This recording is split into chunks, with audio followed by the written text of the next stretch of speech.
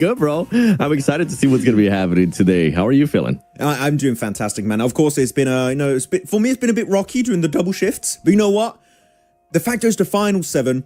I'm so bloody hype. Okay, I'm ready to jump into it, and there's going to be a lot of cool things happening today. Of course, Smash rules into play. Rondo for the very first time being played here for CSA. It is going to be a good old time, and I know that you've been looking a little bit on the side also at CSA, and we've had quite a few surprises, especially the rise of the CIS region, which has been kind of a shocker. That's true. I mean, Brute Force was able to put up a good performance too. A big surprise for me, and I'm not even going to lie, was Mongols barely being able to make it thanks to that performance in the last game. Because I thought with what we saw and with the hype coming in from everybody else, they were expecting this squad to maybe be a mini APG. That was not the case, which, I mean, we were kind of talking about this too before we started the actual watch party. I was saying, how serious were some of these teams taking those group stages, right? Yeah. Because once you got to a certain point, once you were comfortable with the points, you might have just decided to back off a bit, you know, take a chill pill, relax, see what chat's saying. Oh, for sure, for the chill pill. You know, definitely hope the teams don't take a chill pill today. You can't. It's not allowed. Yeah, don't. Right now. Everyone in chat, hello, everyone. How are you all doing? Mustafa, Kinley, Tenzin, what's up? I8 Doctor, the man himself, is always in the chat. How you doing? I heard that today's matches, maybe they are, maybe not. I don't know. We'll have to see. Zinko, what's up? Raw, Mohammed, QZ, Vishal, Shahid Rafik, Huzefa, I'm going to miss a lot of names. Thanos in the chat, please don't do anything with that gauntlet. Calm down. Low sound. You might want to turn yours up on your end. Chat, how are we on sound? Yes. Should be sounding good, looking good. How is it? Everything should be awesome. yo. I forgot we have the power. Yeah. But look who's in chat. Max Verstappen. What's up, Syntax? Welcome, everyone. How are you today? Hey. Are we already getting some predictions in the chat too? Already? Inner Circle champion, my prediction. Okay, Heartless, I see you. Yeah, but actually, I like your prediction. 7, this being your first time this season for CSA here on the stream, on the watch party. And we actually have a really cool graphic here showing all the teams.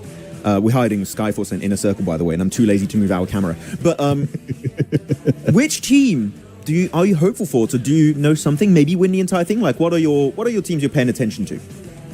Tell me your top 3 with the way your predictions have been going lately, my boy. Hear me out. Usually we would stay away from each other until recently. What were your predictions? For this one, in order from top to bottom, first I was going to go Inner Circle. I got a lot of mean comments from Inner Circle fans already, but we'll see. Okay. Followed up with APG. I think Doc is going to be MVP, but they don't win it. Okay. And third is Arcred. Actually kind of surprised me in the way they were able to play, and I think we are going to have a CIS team going into the top 3, so I'm going to go Arcred. I kind of copied Blank on that one.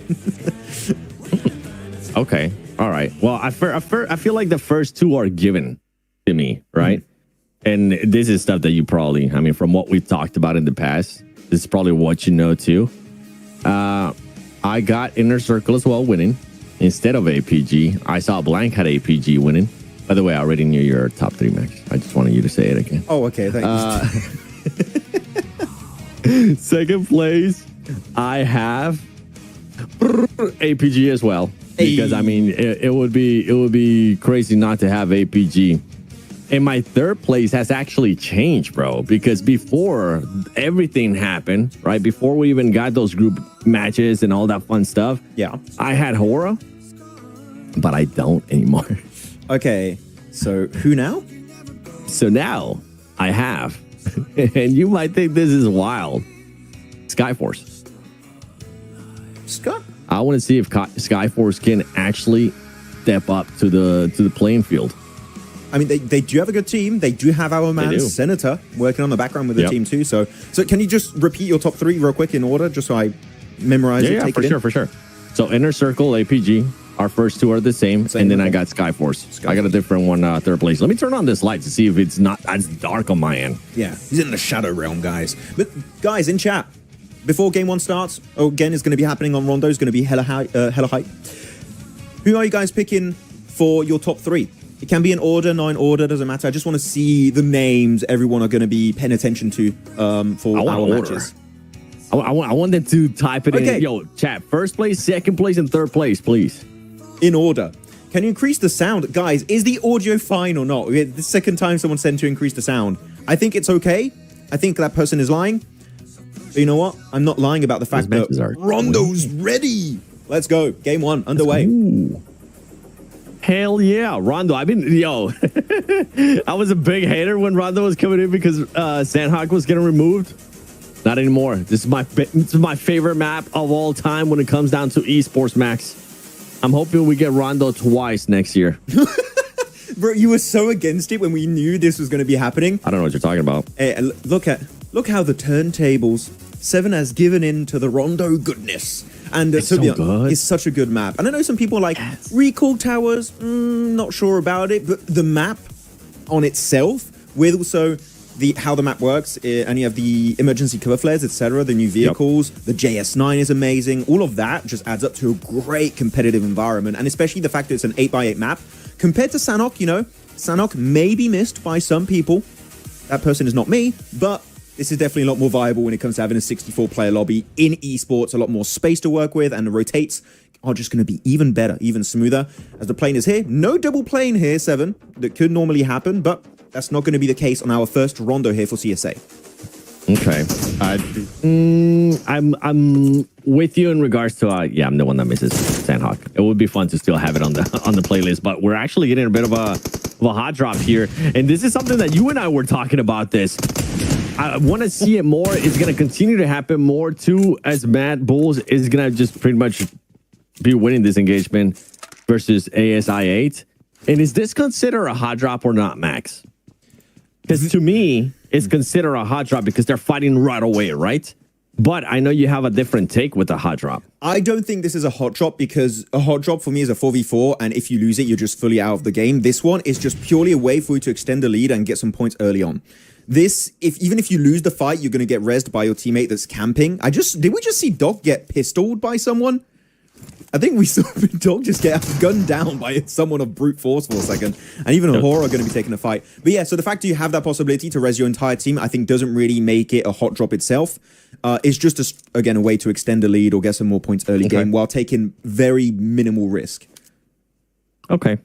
What do you guys think in chat? They have to risk all 4 players for it to actually be a hot drop? Top's going to be playing. That was going to be a big question for me.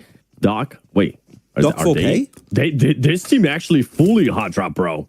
Now this is a hot drop. Why is Doc renamed to Doc 4K? Also, they went 4-4, bro. They didn't even. And to be completely honest, this is a match where APG could excel at because how aggressive they tend to be, the amount of eliminations they could get, and the reason why I've been enjoying Rondo so much, Maxman, is because we end up with sometimes 3 to 4 squads with 10 or more eliminations. And oh my goodness, are we going to be seeing APG being out right away with Refits being the last player alive? He's going to be able to take some shots. They're done. Force. APG dies early. Full commitment in this Rondo. They didn't even try to do a 3 versus 1. I think they just had the same idea of going for a position as a recall tower, but look at Brute Force. They had the other players already towards the recall tower, meaning if they did get some players taken out, they could instantly recall in the fight and have another opportunity. Another big fight is going to be happening here is Virtus Pro going right into the Mongols. The barely qualified, already down, getting mowed down, followed up by Voston. What is this game? You can tell this is the first Rondo of the season. Yeah. Let's go, Mongols. I don't have you on my top 5, but let's go, baby. Okay, that wasn't a full push. There you go. This is what I was expecting APG to do. That was a hell of a. I don't even. I'm shocked by that, bro. I am so shocked by what I just saw out of APG. I don't know what to ask. I don't know what to say about that. I mean, hopefully Rondo tomorrow. We're talking about it too, man. Yeah, hopefully tomorrow it doesn't happen. But the thing is, this is the map where you can gain the most amount of points. 7. They missed out on the opportunity. You have 3 Rondos. We've seen teams on average get like 15 elims on a chicken dinner. Like they missed out on that instantly, and they don't even get a single early elimination. They get the goose egg, 0, the bubble, nada. Big old donut. That's what they're gonna be getting. Wow, dude, that was. And to answer some questions in the chat, no, they did not play Rondo during the group stages. This is the first time. This is the first time we're ever seeing Rondo in CSA. Yes. It is. PMSL CSA to be exact. Actually, I remember. Do you remember the show match during PMWC 7 that I casted with Kalaris? Is actually Horror that won that one. So, is that? Of course, it was a show match. Is that going to result in anything? I'm not sure. I don't think so. But it is something to be said that they did have some success on that map once, a few months ago, which is just. You in chat might actually know this. I remember that because that was like the best performing match, and it was a match that you did not pick Horror to win. Whenever the curse was still a thing. Oh, yeah. Before yesterday. Yeah, no. It's gone. It's disappeared completely. Oh, Mongol's hey, there you go. Your third place squad. Well, be careful there, Ramses. That nade could be good if it's in the door frame. Unfortunately, it seems like it wasn't.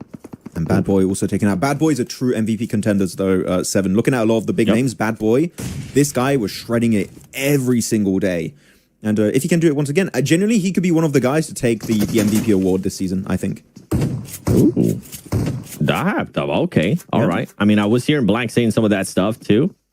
And I was hearing you guys saying, like, okay, I'm hoping that some of the other players also end up mimicking what Bad Boy's been able to do. But for you to put him in that caliber, all right. I'll definitely keep a close eye on it. Look at Kanina Power. Kanina Power can be rotating. You know what I need to do, what I haven't done yet?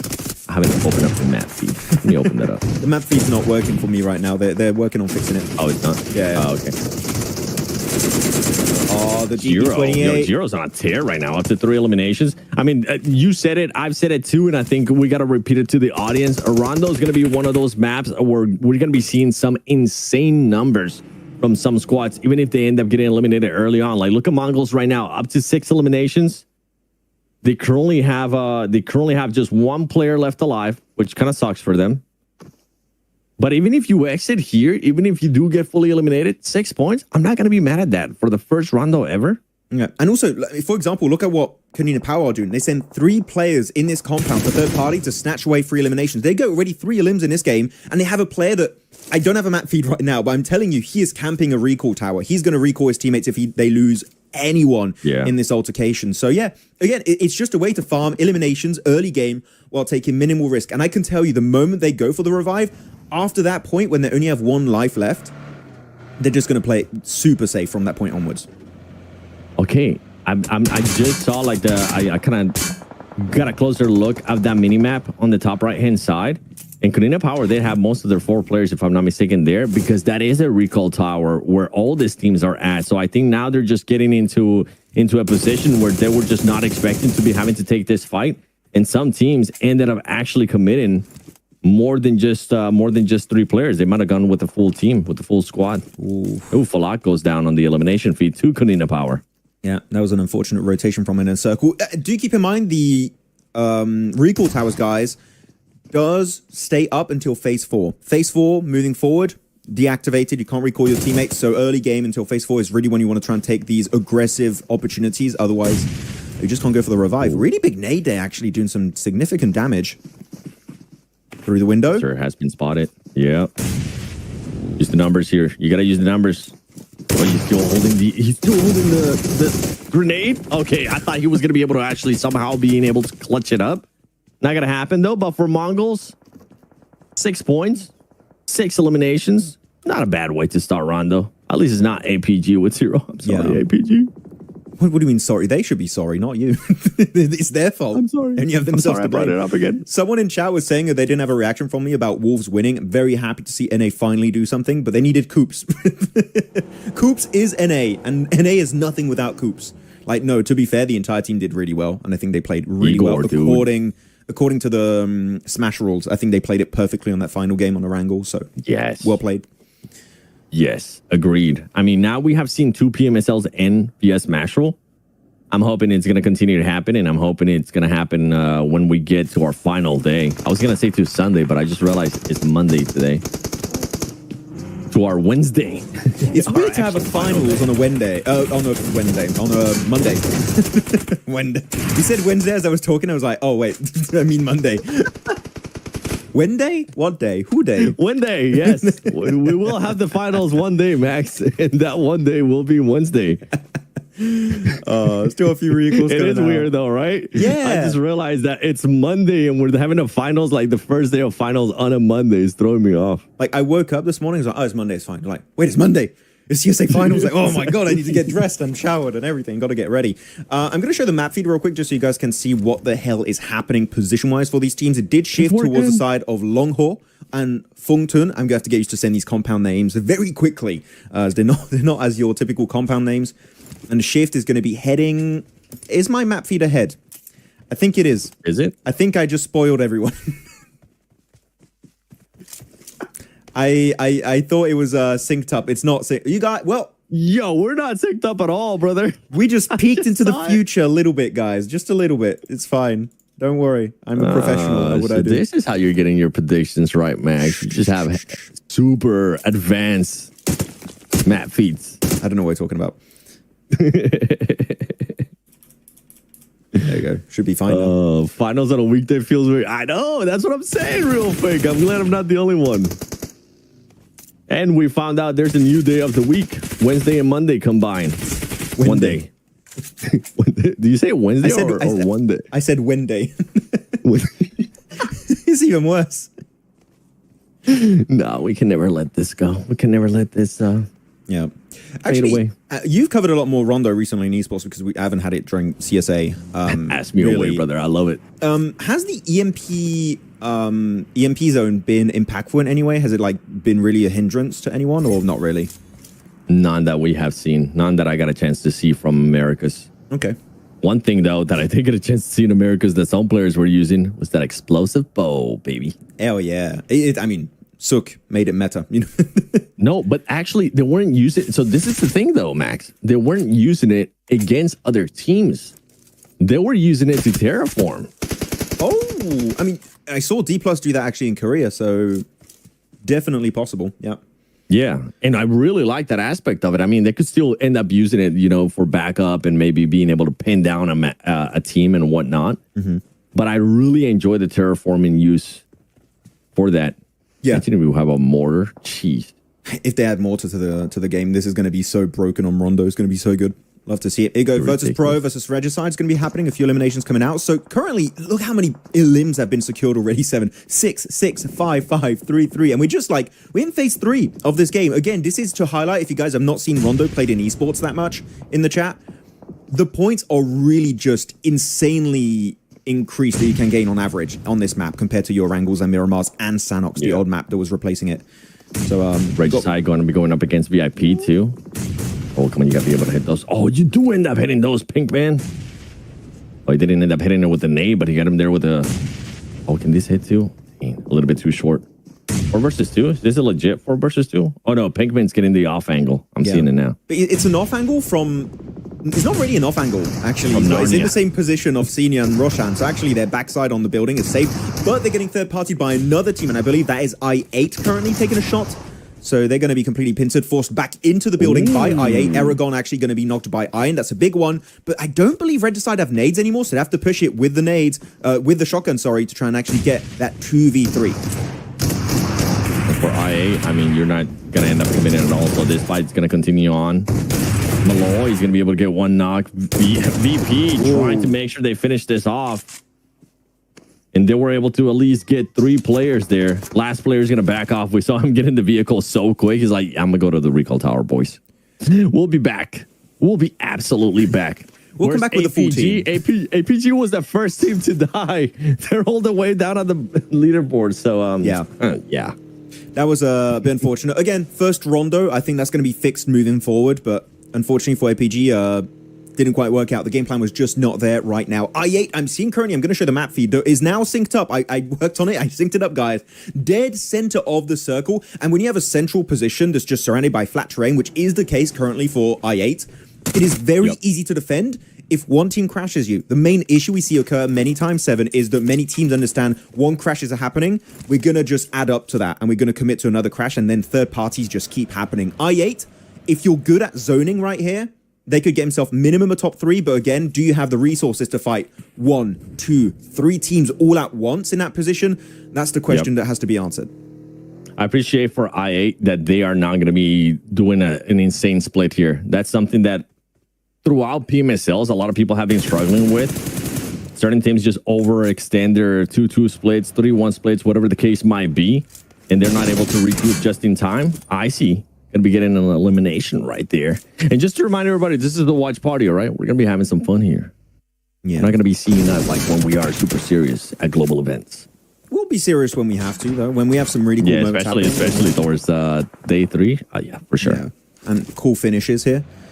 Actually, looking at the play count of Inner Circle, then it seems like they were just not able to go for that full revive earlier when they took some casualties versus, what was it, Kanina Power, I think. So Inner Circle really struggling to capitalize on this Rondo inflated point gains. And they already have all their players recalled too, which, I mean, right now I believe is only going to be just one player. Yeah. I mean, you're going into phase 4 now, so they're going to be, they'd be deactivated soon anyway, so there's not much they can really do at this point of the game as a solo. Yeah, but even for ICE here, like, that's another squad that I was expecting to see minimum 10 points after Rondo. So this is going to be a bit of a shocker. Yep. Accurate, though. Your third pick. 6 points. Not too bad.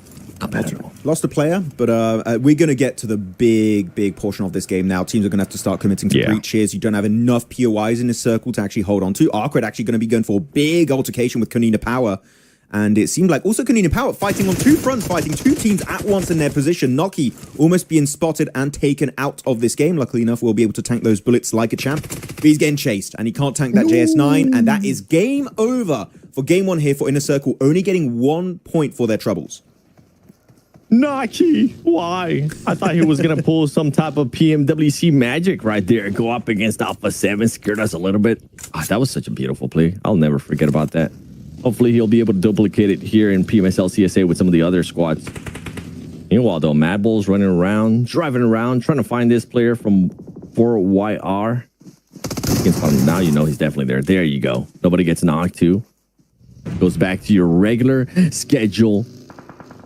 Rondo. Do you think Rondo in esports arena brings more fairness and balanced field for all teams? That's currently a poll going on in the chat. Make sure you answer it. You can say agree, disagree, or not sure. It was 50-50 when I checked last time. So I was like, oh, actually. Which one did you vote for? I think it's fair. I think it's fine because everyone plays it the same amount. Everyone has the same amount of opportunities. So yep. You like complain about recall. Guess what? You can recall too. So in that sense, it's fair. I like recall, man. Yeah. I really like recall. I like it for specific reasons. We can go into it after, like, maybe during the break when we have time, because we're getting to the juicy action here, guys.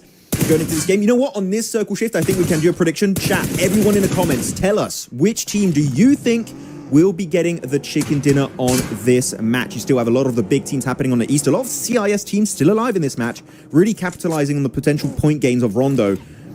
Which team are you looking at here, Seven? Who are you committing to? I'm looking at ASI8, if I'm being completely honest, just because of the positioning that they had. I feel like they should be starting to excel with it. But yeah, I'm gonna stick with ASI8 before the next map. Oh. Circle, where you going? They're still in circle. Brute Force also in the circle. Horror got himself a decent entry point to the eastern side. Actually, they could play that road. That could be a nice entry point. Yep. But really, you got, what, 4 strong positions in this circle, and outside of that, it's almost unplayable as a full squad. So I think that here we're going to go down to almost top 3 in a few minutes. Okay. Which team are you going to be looking at? I8 also. I8. Okay, cool. Is the best position this game for sure. You have to go for it. MG3 Madness here from Zadira, mowing down the competition. And that's going to be able to get himself some nice work done, though it will be the end as Sleepy puts the nail in the coffin. We'll be able to maybe steal away that MG3, which gets me hyped, but that nade is looking too good from Tixie. And that didn't get him? No way. Ooh, that's the one. That connects onto Sleepy, okay, and now Horror down to just Sky. They were just being timed right. That was the main problem they were going on. And then they were starting to fall a bit short, but more nades are going to be coming in. Dagestan, more players are going to be pushing in as well. Guy's going to be the last player standing, and there you go. Oh my gosh. From all those nades, it ended up being just a vehicle that exploded that got him to actually go down. Dagestan, 77. 7 eliminations. Dude, I'm going to be completely honest. This is the most aggressive Rondo I think I've ever seen. Beating what I saw happening in Americas too. I did not see so many teams with 5 or more eliminations. As I said, I saw 3 to maybe 4 teams with 10 or more. And then some of the other ones just weren't able to put up a good performance. But right now, this is tracking to be even higher than that. Well, 7, welcome to CSA. Welcome back.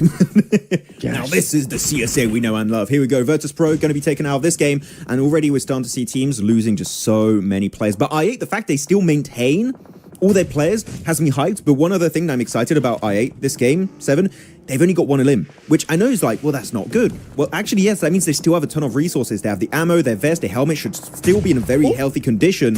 So I think they have a really good potential this match. But Tixi, looking for all of Skyforce. They confirm one. Godless, I think, is the sole survivor right now. And the spray connects. Dagestan, Tixi. Is the Tixi supremacy real? Is he back? Is he back? Maybe. I'm hoping that we're going to continue to see good performances out of him. I mean, him alone. Yeah, I was about to say that. 6 eliminations so far. This is like watching a classic game. Yo, to be honest with you, this is what it feels like right now. Everybody's just going for it. Ultimate Royale. It doesn't change. Yes. Ultimate Royale, that's exactly what it is. SEA was more aggressive, especially the early hot drops. They were very aggressive early game, but late game was a little bit more passive, I would say. But I think this is also maybe an issue of the circle. It will make sense, but even now, like it's just been non-stop action the whole time. Usually you see a bit of a slowdown, but right now there really hasn't been. Like fights are continuing on. Mad Bulls are starting to go down now to GOAT. The deployable cover has been so helpful for so many teams too. It's taking so long. Or it can end up hindering you as they're just going back and forth. It's like, no, It's taking so long. Oh, it happens eventually. Nicely done. Can they get the res onto the rest of Mad Bulls? We'll have to see, but that took ages. Though Mad Bulls also have been going for so many third parties in the earlier to mid stages of this game, just like Kanina Power, farming early eliminations.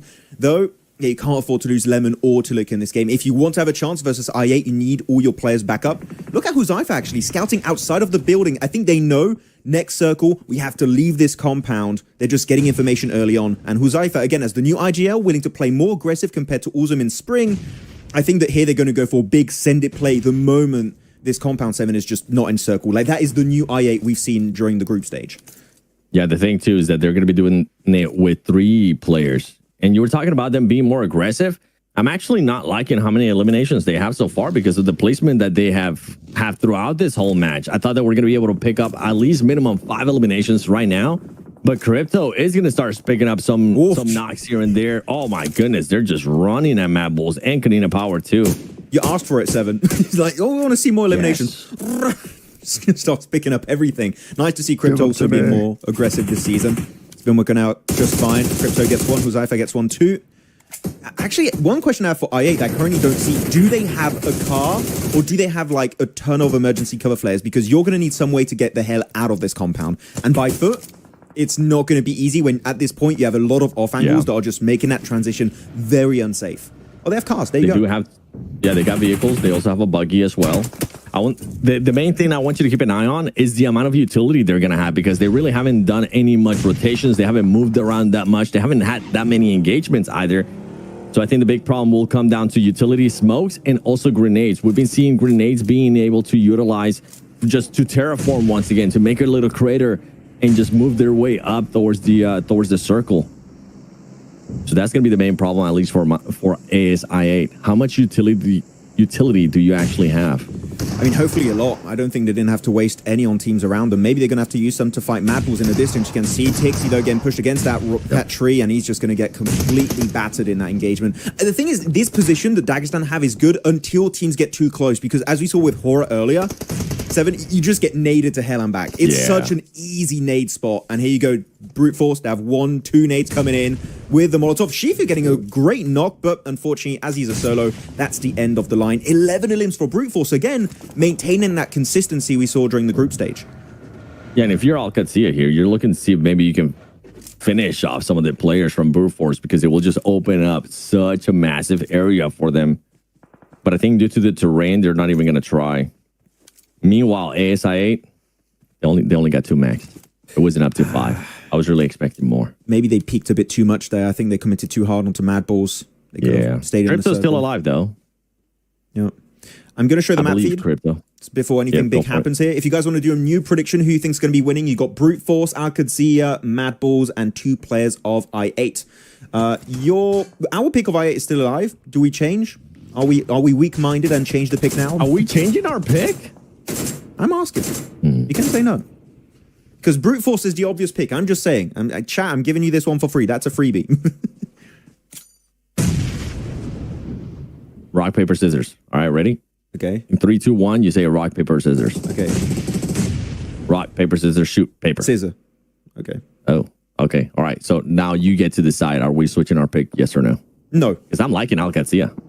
No, we commit. We commit. Okay. We go for the Pakistani win here. Someone's asking, where is this event? It's a LAN event. It's happening in Abu Dhabi for the finals. It's in the same venue as where PMSL MENA event is happening. So it's an actual LAN event, so there's no ping issue and stuff. They are in the same area. And even during the group stage, they were in the same hotel. So they didn't have any ping issue there either. And that's cool. And all the players are here now, which is great.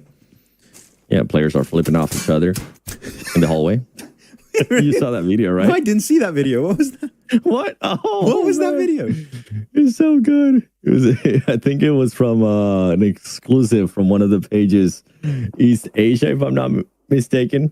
Something like that. They just got a video of one of the players flipping one of the other players off. Jokingly, obviously. It was so good.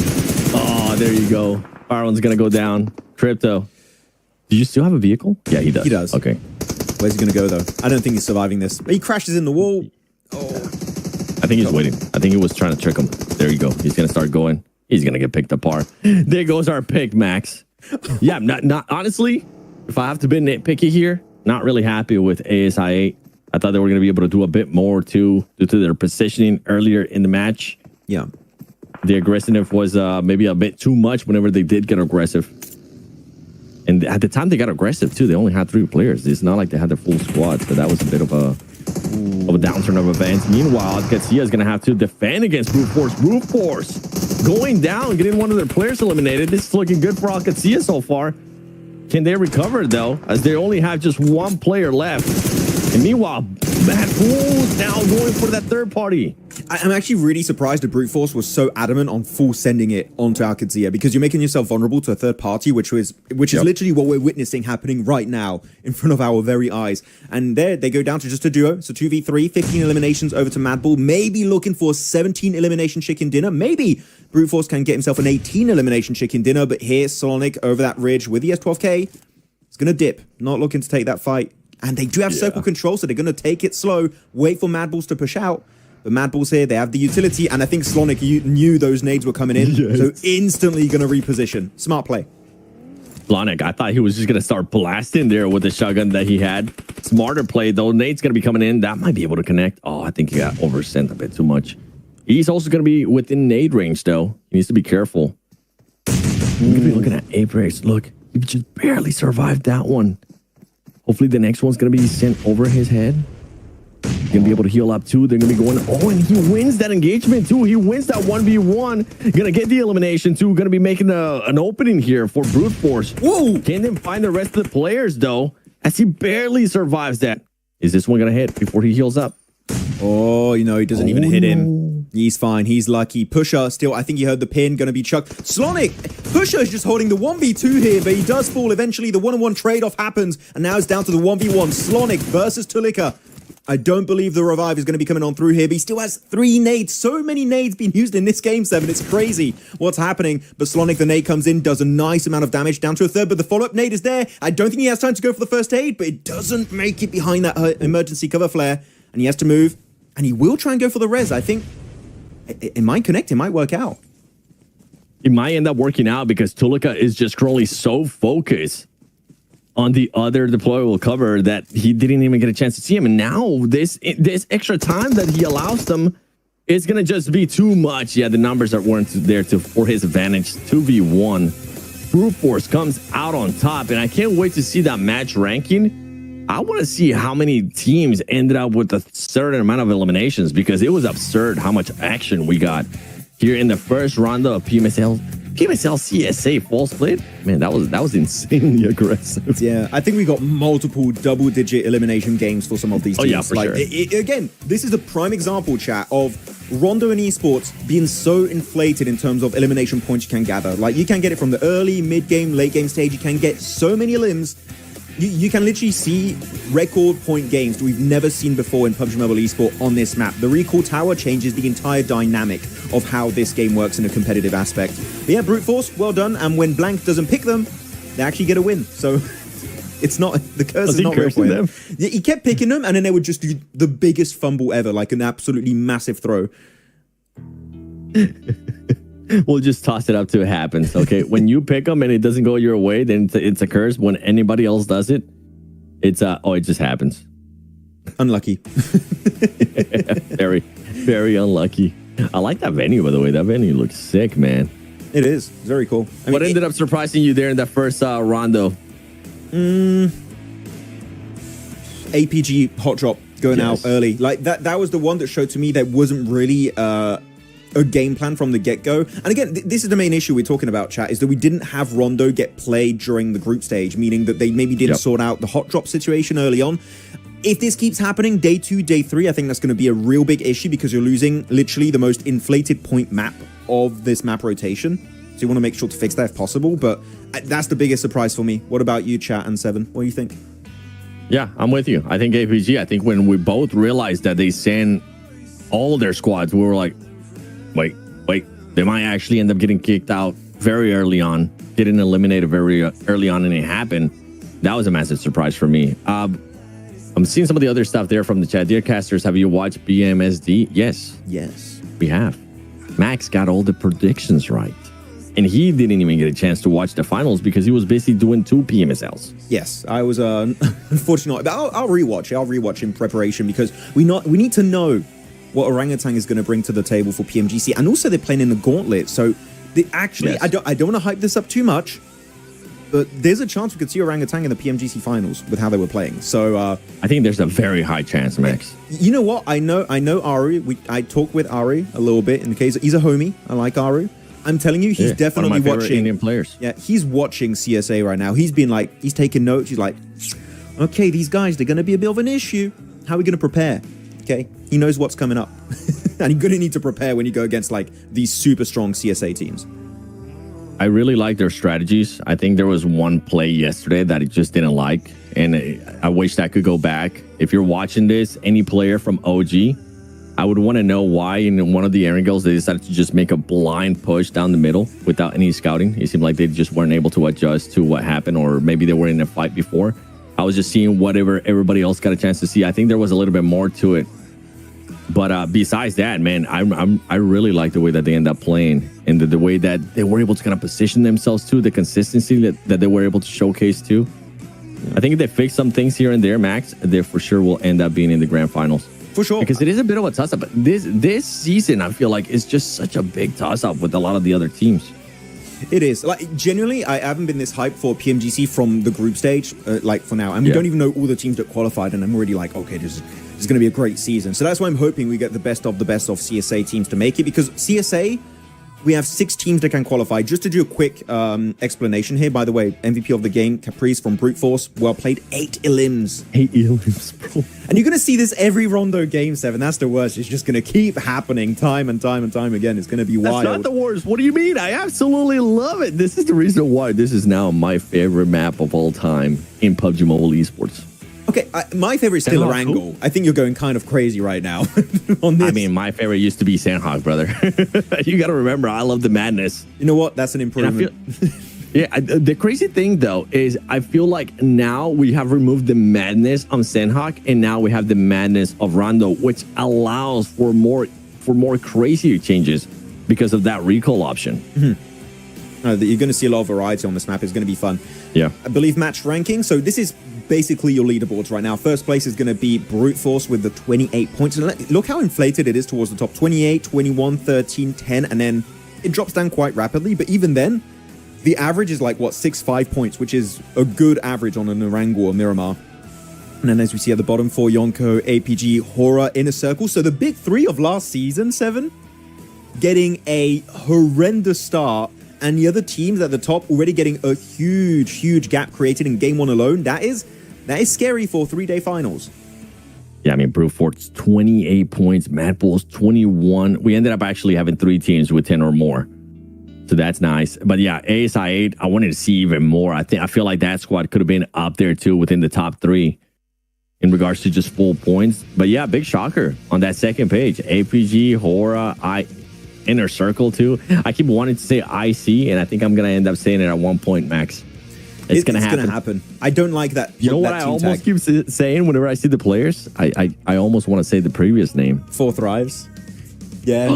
Yes, 4 Thrives. It is weird to say Inner Circle. I need to get used to it or get there. I know. So just to go back to my point before we looked at the leaderboards there, When it comes to qualifications for PMGC, there are two different ways to make it to PMGC from PMSL CSA. The first way is ranking in the top 3 of this PMSL CSA full 2025 season. Okay, that's pretty straightforward. And then we have 3 different PMGC regional point rankings. One is for Pakistan, that's currently led by Inner Circle. All 4 thrives on that leaderboard, but it's Inner Circle. Not even close, right? Yeah, no, not even close. One is for Uzbekistan, which currently in the lead is Upgrade, which is not playing this season, so we could see Upgrade being overtaken by another Uzbeki team in this tournament. And the other one is Central Asia, which is currently led by Alpha Gaming, but a lot of the CIS teams are right behind them, Seven, which is what scares me, because you have Al-Qadsia behind them. I think you have also Virtus Pro, some CIS teams that can be a threat. So APG genuinely are not safe to make it to PMGC because those CIS teams are bringing the heat in this season. Yeah, just remind me real quick. So you said, which are the regions that actually have the PMGC points? For CSA, it's Pakistan, Uzbekistan, and Central Asia. Not for Nepal, which is surprising, but yeah. So we could have no Nepali teams if Hora does not perform in this, which would be an absolute shocker. I mean, we already got in some shockers too. You gotta know what happened to Yangon Galacticos, the champions of PMWC. Yeah. They're not even gonna make an appearance at PMGC, which is wild. And it was close too. Yeah, it's quite surprising. What's the prize pool? $200,000 here. Same as in the spring season. APG Absolute Prank Gaming.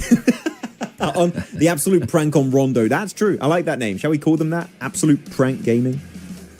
What do you think of the PMGC gauntlet so far after yesterday's result? It looks great, dude.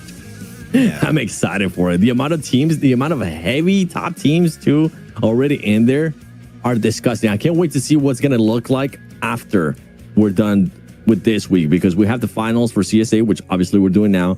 We're also going to have the finals for PMSL MENA. So it's going to look even better. Yeah, I mean, currently at the gauntlet, talking about the gauntlet, the teams that we have here in the gauntlet are Alpha 7, D Xavier, E Arena, Orangutan, Thunder Talk Gaming, and Wolves. Bro, like, the gauntlet is going to be genuinely so much fun to watch. It's going to be so hard. And again, keep in mind, top 7 qualify, which is why I said I was a little bit hopeful that maybe we could see Orangutan in the finals, is because you need to be in the top 50%, a little bit higher than top 50. But if you're in the top 50%, pretty much you're going to the PMGC Grand Finals right away. And wouldn't it be hyped to have them? Because the last team that was in a PMGC Grand Finals from India, Seven, I think we covered it, what, 4 years ago? It was godlike, right? Yeah. Had a bad result. I mean, the last time we saw India, besides AX, obviously this year, it was a team that played at PMWC at Gamers I8, though, whenever that was a thing. Is it Team Soul? I don't remember the squad, but I remember Scout was there. Team Soul. There was other players that were there too. Yep. We had Soul, and he won even the popularity award. But here we go. Game number 2. Rondo is done for today. We're going right into the grassy pastures. It's Erangel. We're going for Erangel back to back to back. We're back to the OG map rotation. Nothing like what we had in the group stage, guys. So here we go, Erangel. And we'll see how things are going to go down over here. Though I have one big question mark right away, Seven, that's going to be happening in terms of hot drop. One hot drop that kept happening every time was in Rozhok. And it was the hot drop of Mad Balls versus Mongols. Mongols, I hope they learned their lesson by barely qualifying for the finals during the group stage and just give up on that, because holy, that was a bad hot drop. Yeah, I'm hoping there's going to be no hot drops, honestly. The only map that I want to see hot drops, and I'm still going to call them hot drops, even though you don't agree with it, Max, it's Rondo. Even if they end up just coming in 3 players, yeah, just go for it. But here, with only 3 days, you just can't afford to have one bad match. Especially if you're a team that's not fully known for being able to frag out. Be awful. 7 Aru is coming for you. I can't wait to just meet him, man. Biggest handshake. Nice stat. It's funny because you guys take it way more serious than I think people actually take it. Yeah, though Aru, I think, is actually really tall. Like, I think. Hey, what's up, bro? He's like, look up. Hello. I'm used to being the shortest one, so ain't no biggie. He's gonna I'll have yo, Max, pick me up. There's some good meme potential. I'm really hyped. I hope to see Aru. He's a super cool guy. Here we go. Plane path, of course, going to be from near Novo Coast area up to Severny. Mongols, I think, yes, they're going for the trash loot finally. They're not committing to the Mad Balls hot drop there. They're going to the western side. It seems like they're going Sunken City / Ruins. By the way, Sunken City, 100% confirmed in update 4.1 to be transformed in Boatyard. It's happening next patch. And it might happen before PMGC happens, which would be genuinely hyped to see. That'll be a hell of a switch too if that does end up happening before PMGC. Okay, let's see Inner Circle. What are we going to be working with on this one? They're going to you have them in first place, right? Or you have APG in first place? Inner Circle first place, APG second place, and Arcred as third. That's my top 3 prediction. Okay. By the way, chat saying RO is 5'9". Oh, he's definitely taller than me, brother. He looks tall. I'm a short, mean machine. I thought he was everybody's like 6'2" taller than me or something. He looks really tall in video. Even Neptura sometimes is taller than me. But she cheats, okay? She wears heels. That's cheating, chat. That doesn't count. No. Yeah, but you have a box. Literally, you have a box. You're cheating too. I don't need one now, Max. We haven't had to use one because everybody's almost the same height. We go, baby. Yeah, but it just depends if we have a desk. No, if we're sitting, if we have a desk, you have to have a box because 7 is hella short, guys. Hella short. Neptura and I are going to get a box. We're going to be taller than you. Remember that one time I was taller than you? Oh, Brute Force getting to an early fight, though. Okay, in a very unusual compound, too. This is mid-transition trying to get to George Pole area. They can go for the res here for Yonkos. Okay.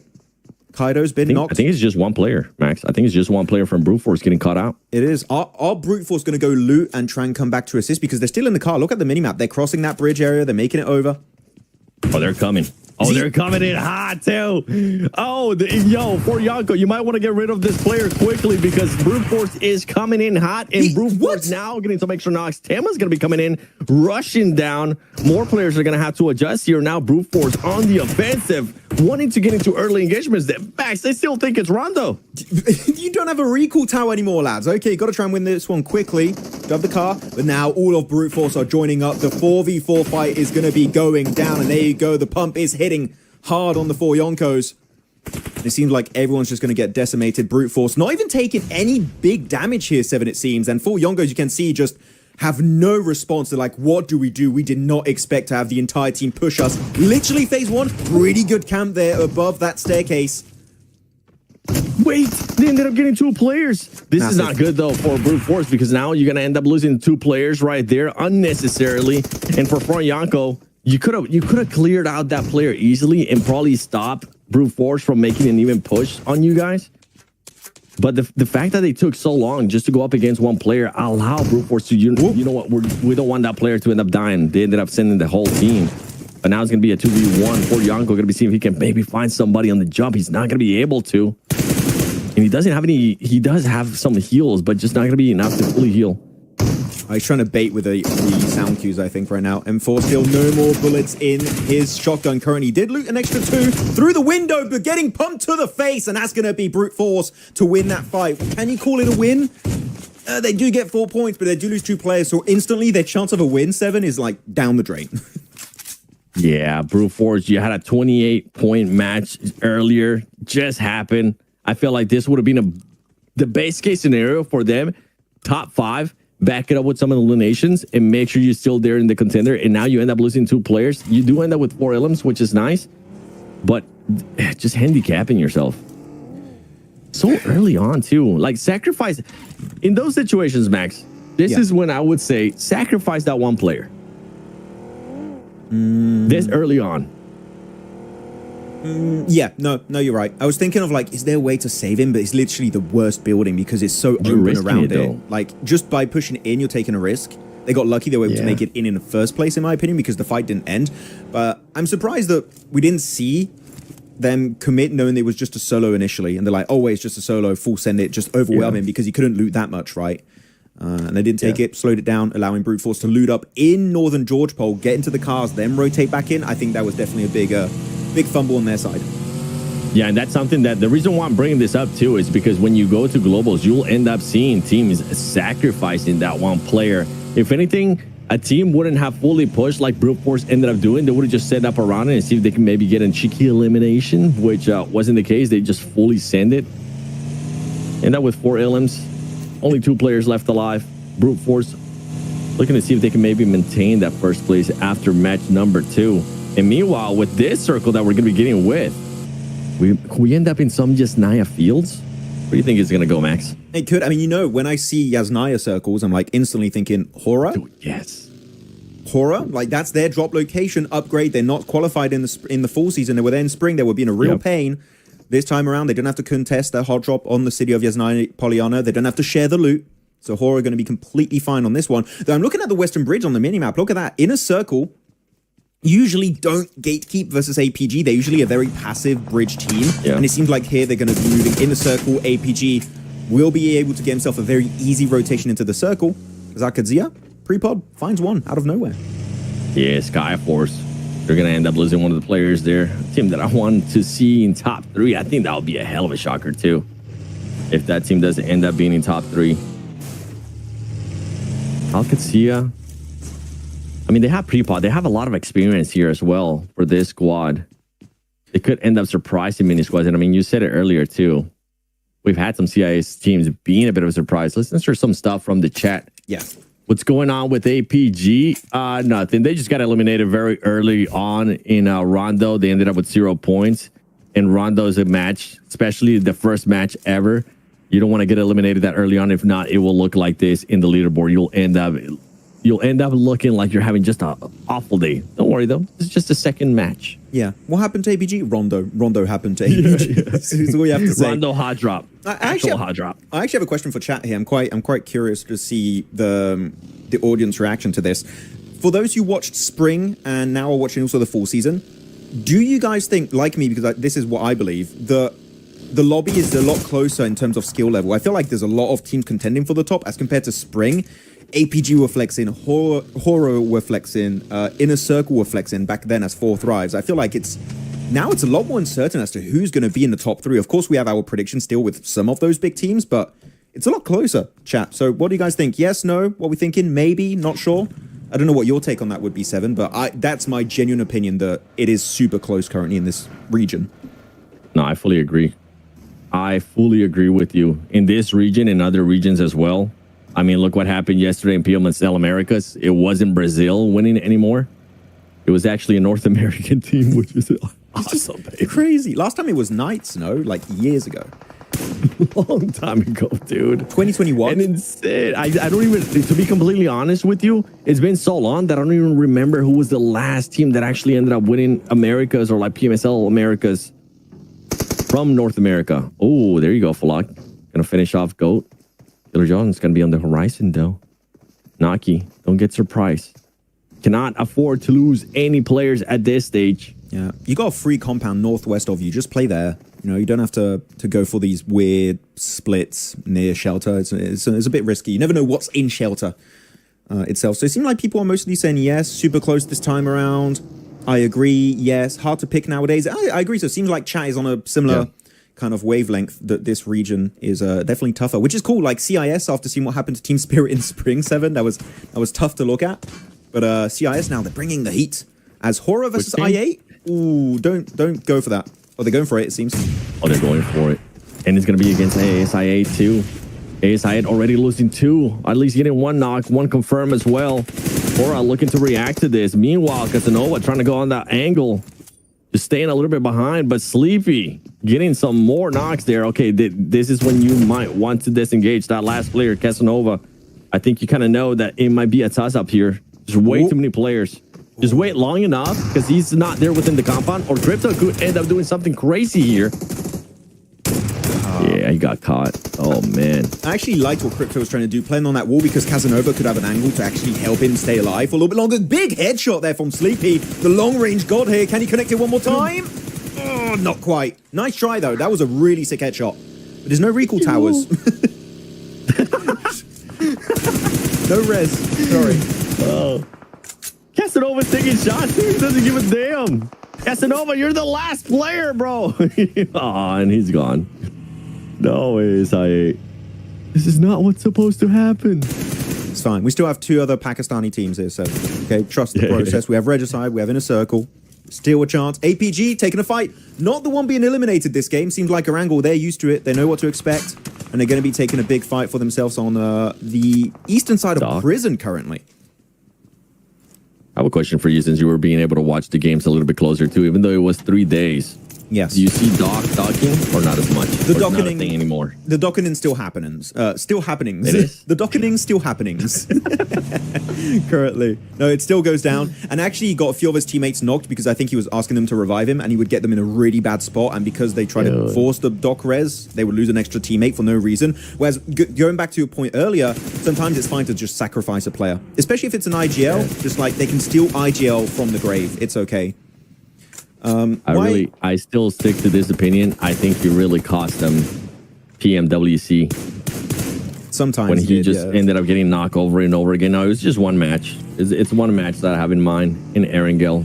He just kept being in a bad position, put his team in a bad position too, going into the last 2 matches. But it's such a great freaking player too, Max.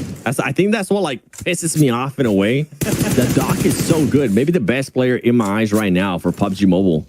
But just decision making here and there, and with what you're saying too, in regards to just making his teammates come and pick him up, revive him if he's too far away, just puts the whole team in a bad situation. Isn't it crazy that the best IGL the best fragger is an IGL? Like, it's just such a wild thing to think about. Like years ago, that was the case too. You had players like Solkay, if you guys remember. There was like during a PMGC League stage, Season 0, he was an MVP contender and still being an IGL because back then you didn't need to have 4 fraggers. But now, even in IGL, it needs to be a fragger. And it's quite common to have IGLs just be up there, but he is clearly like above 99% of these competitive lobbies, and it's just wild. He's just so consistent globally when he makes it. That's the meta, though. Everybody has to be a fragger now. Yeah. We went from just the one team having 1 main fragger to then 2 main fraggers to then you needed to have 3 players, and now everybody feels like you need to be able to get eliminations.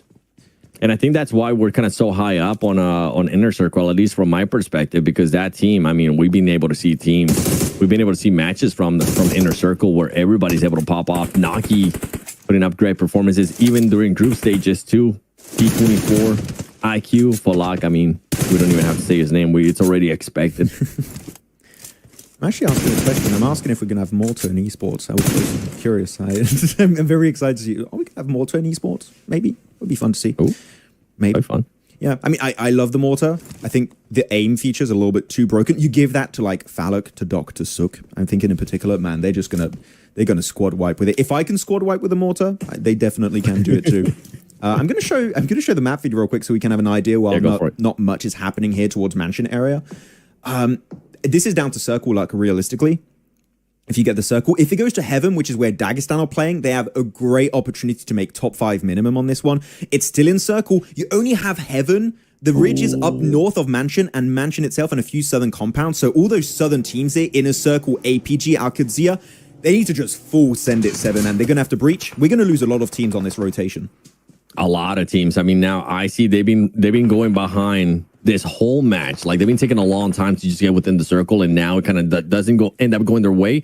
I was looking though towards the north, Max, because Hora, they do have their full squad. They do have some openings here and there, and if they decide to be aggressive, they could end up getting somebody from Dagestan, just catching them off guard. Meanwhile, we have Kanina Power going up against Hora. Well, there you go. Careful there. Nice. Really good rich control here coming out from Horror Esports. Actually, they have a player that's really far on the angle. It's going to be Sky. Maybe you're trying to get a bit more involved, but it's going to be enough. The off angle works out. 7 eliminations for Horror and Nepal. They might not have a PMGC regional point system here, 7. If we get results like this, I think Horror can make it. Like, this is the Horror we saw back in spring, the dominant force of Nepal. Yeah, I really thought they were going to go up against Dagestan because there was one player kind of teasing them in a vehicle. But they decide to go with Kanina Power, and they win that engagement without dropping a single player. 7 eliminations already, too. That is wild from that squad. Oh, the spray. Oh, the by foot. That's not going to happen for Al-Qadsia. Like this, if you don't have a car around Mansion, I'm sorry, you're dead. You're not surviving that transition. You need a car or emergency cover flares. But guess what? They're not on a wrangle yet, so you need to find other ways around that. I can't wait, actually, 7, for when they add emergency cover flares to Wrangle and Miramar. That is going to be generally meta-defining. That'd be wild. You know what's one thing I would actually like to see on all maps? Terraforming. I think we'll get it eventually. I don't know why not. I don't know why it would be a map exclusive. It's so sick in Rondo, bro. It's so sick. Like don't have a last dip. time I was seeing, I was seeing a player use up their nades to just move up. Throw a nade, make a little crater, move up. Throw a nade, make a little crater, move up. Especially if you combo that with a cart ahead of the crate, you have actually a wall and a little dip, so you can hide your entire 3D model and you can remain prone behind it. You got a lot of different mechanics that come to mind. Talk dirty to me. That does sound cool. You know, as an analyst, we're happy to hear stuff like that. Yes. Our analyst brain is going like, oh yeah, the potential, the theorizing, it's massive. Bro, like I get to nerd out on PUBG Mobile with you, but at home, I don't get to nerd out with anybody. This is why usually I have so many damn hot takes on IG. I just need to get off IG sometimes. Someone's been asking, I saw Slimani from earlier, what we have Uzbekistan PMGC points, not Mongolia. So Mongolia is included in South Asia points. So Mongolia are already there. They're just mixed with like CIS and other regions. But APG currently lead South Asia. So like technically that's Mongolia. I'm just surprised we don't have a Nepali one this time around. But meaning Hora, we have an updated number on the PMGC points. It'd be fun to keep track of that. yeah, it's only finals, but yeah, we'll check after today ends. Actually, I think it'll be updated on Wikipedia. Are we gonna have a proper match and finish though? I haven't seen one of these in a long time. Heaven fight might also be happening between Dagestan and Mongols. All the teams trying to make it in Mansion are just getting decimated, and that's Arcred out of this game already. Yep, and Arcred, I mean, they're currently in 9th place after 2 matches. Not where you want to be. Brute Force, somehow, they're in a good position here because they should be able to pick up even more eliminations, especially with the surrounding areas. And now Inner Circle going to be going up to Heaven, going with none other than Mongols. And I think in Dagestan, 3 teams there in Heaven, if I'm not mistaken. Yeah, that's going to be the case. By the way, yes, Central Asia, not South Asia. Sorry, I misspoke. Yes, you are right. You're correct. It is Central Asia. Central. Okay. I'm just stupid. Nades coming out possibly from Zadira. He's got 2. The thing is, the circle is forcing Mongols and Dagestan to fight each other. Inner Circle have a big advantage here in terms of terrain 7. Yeah. If they time it right, this could be such a massive third party for them. Yes, you took the words right out of my mouth. Okay. Hopeless. I think Hopeless realizes this, and he's just waiting for the right moment. Look at the way, though, that Inner Circle was able to set up those smokes just to be able to push up. They're going to be getting really close now with Dagestan. And Dagestan, are you going to switch your focus? Because that player was still paying attention to Mongols. They're sending it way earlier than I expected here in a circle. Yeah, way too early. But I mean, it's kind of working out for them. They were able to surprise at least 2 players. Now they're up in Heaven, and now they just have to wait a little bit longer to see what's going to happen between Mongols and the rest of the... and Tixie. Oh, Tixie, actually, the jump shot gets 1, 2, 3. Tixie, calm down. What are you up to? This is not 2021. Almost popped off completely. What was that, Tixie? He just woke up. Inner Circle, now's your chance. This is it. Yeah, yo, great timing, Inner Circle. Let's go. Oh, there you go. Nicely done. God, Again, third partied again by Goat, though. Third party city here on top of Heaven. 1, 2, 3 down in a circle, down to a solo. Who is it going to be? It's Noki, Falak, IQ. T24 is going to be the one remaining in the building over to the east. Noki's going to get flushed out by Horror. That's a nice elimination going over to the Nepali team. But T24, all you got to end this fight now is so you can get the res, or you just try and survive. And I feel like he's going to take the pacifist route. Yeah, just trying to survive here. Just wait and see what's going to happen. That was a crazy thing. Tixie being able to knock people. I got distracted by that, and then Inner Circle with the perfect timing. But Goat said, you know what? We can also do some perfect timing stuff. Sorry, I was third party with there by them. I wasn't expecting to stream because Tixie just popped up. I was like, okay, we're chilling. Tixie. What was that? Me too. I honestly thought he was going to maybe get one more player, but then getting those 2 players and then started knocking them. Go, Tixie. Yeah. He still got it. I never doubted him, Max. Never. I did doubt him. I did. As much as I believe in the Tixie supremacy, he's been struggling recently. But if he does that more often, like he's had 2 good games in a row, right, Seven? Like the Rondo was pretty decent. He had some good clips. He had a good clip here happening versus the side of Mongols. Hey. How many eliminations did he end up with? Chat, if you guys are able to let me know how many eliminations Tixie ended up with in this match. You can't just rewind it a tiny bit. So I wonder how many players he was able to definitely flush out 1. I don't know if he got the second one, because that's when Inner Circle kind of pushed up and we saw the madness. T24 found 1. He found 1. On Goat. Okay, nicely done. Does he find a second? Oh, he gets flushed out by Horror. Actually, Horror having a great time eliminating most of Inner Circle, it seems. Though the circle did shift. 4 second here, Seven. I'm going to show the map feed. Prediction time. Guys, who do you think is going to be getting this game? I think going Hora is quite the obvious pick, so I'm going to take it before you do, Seven. Who are you going for? Hora. Okay. Come on now. There's no way we would go with anything different than that. Ooh. I like this rotate. APG. Actually. Do you see? I would take APG, bro. But Doc is scaring me right now. So yeah, I'm gonna go with Hora. Goat now making a full push here. Killer Joe up to 5 eliminations. He ended up getting all the eliminations himself and clears out Mad Bulls. Filthy. Disgusting right now in this game. Mad Bulls, yeah, losing most of that. They lose so much to just Killer Joe of Goat, by the way. That's an unfortunate encounter. They had no idea that little dip next to Heaven was taken. But that's a rough one. Chat's picking APG. APG? Ooh, okay. Yeah. We'll see if they can try and keep the full players alive. So far, that is the case. They got 2 eliminations to this match. That is actually all of their points this entire tournament so far. Max, show the circle real quick. I mean, Killer just probably going to end up dying here. But now, look what where APG's at. Now, they don't have a crazy split, too. They went from like a 1-3 to a 2-2, and now everybody is going to be a lot closer there to VP. I mean, this means APG want to gatekeep the exit of Mansion. That's the main game plan. They want no survivors in Mansion so they can then refocus their attention onto Hora. I think they know Hora have such a good position, they can't do anything against it. So we're not going to fight Hora just yet. Let's clear the backside and then maybe we can start creating off angles. Right now, APG know what they have to do to win this game. I think this is a very strong game plan as Hora, 11 elims already. He's knocking people and eliminating people from VIP too. If APG gets rid of VIP right now, if they find a way somehow to do it, I think Hora is going to have to be a little bit more aggressive then. Oof. I think it is between APG and Hora. I don't think you exit Mansion safe. Top going to get picked up by Icy actually with the UMP. Is he going to get flushed though? Not sure. Hasn't happened yet. Might be able to go for the res. They are quite close to one another. But actually look at Sky on the minimap. He got very close to APG. I think he's in nade range. That's scary. Y'all's going to end up getting Icy too. So I think they will get that revive on Doc. Hora, 12 eliminations. Hora, what are we doing? I love it. This is how you respond after having a bad rondo too.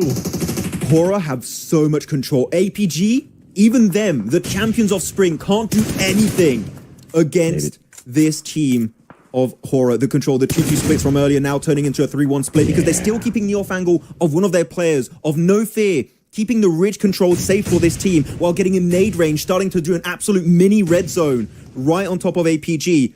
Hora, as long as you don't get knocked by one random nade, you should be winning this fight like 9 times out of 10.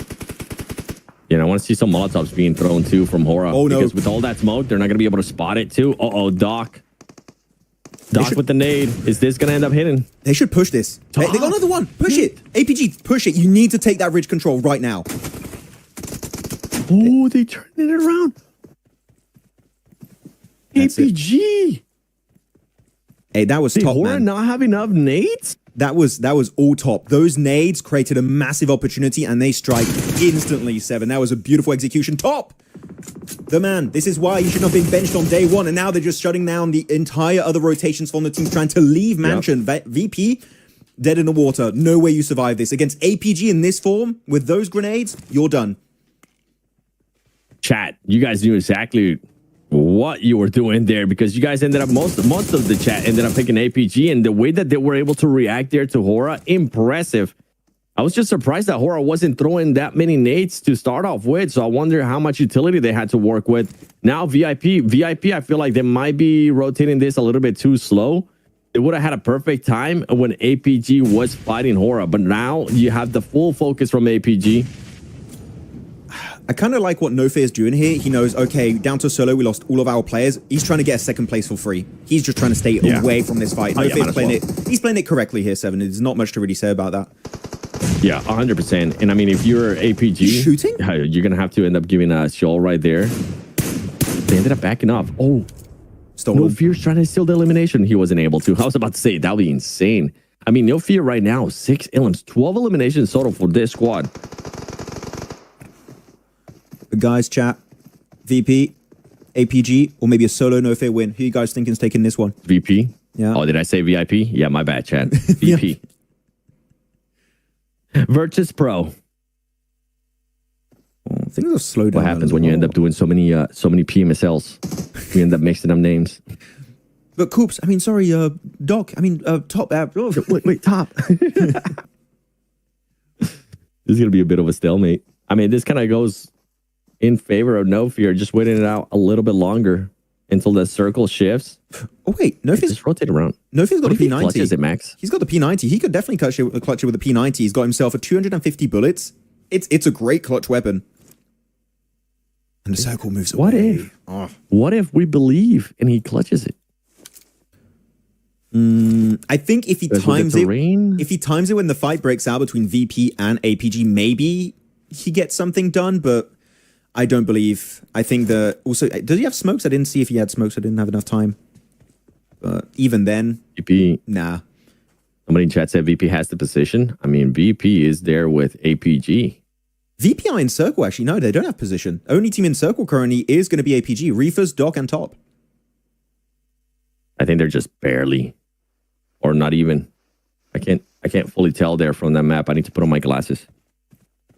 Yeah. No Fear. Gonna be letting some smokes down. Okay. I mean, this is gonna make sure he secures that second place even more. This might even open the door for him to actually end up surprising some of these teams and get the win. Yeah. I'm starting to believe more and more that No Fear might somehow be able to time this perfectly.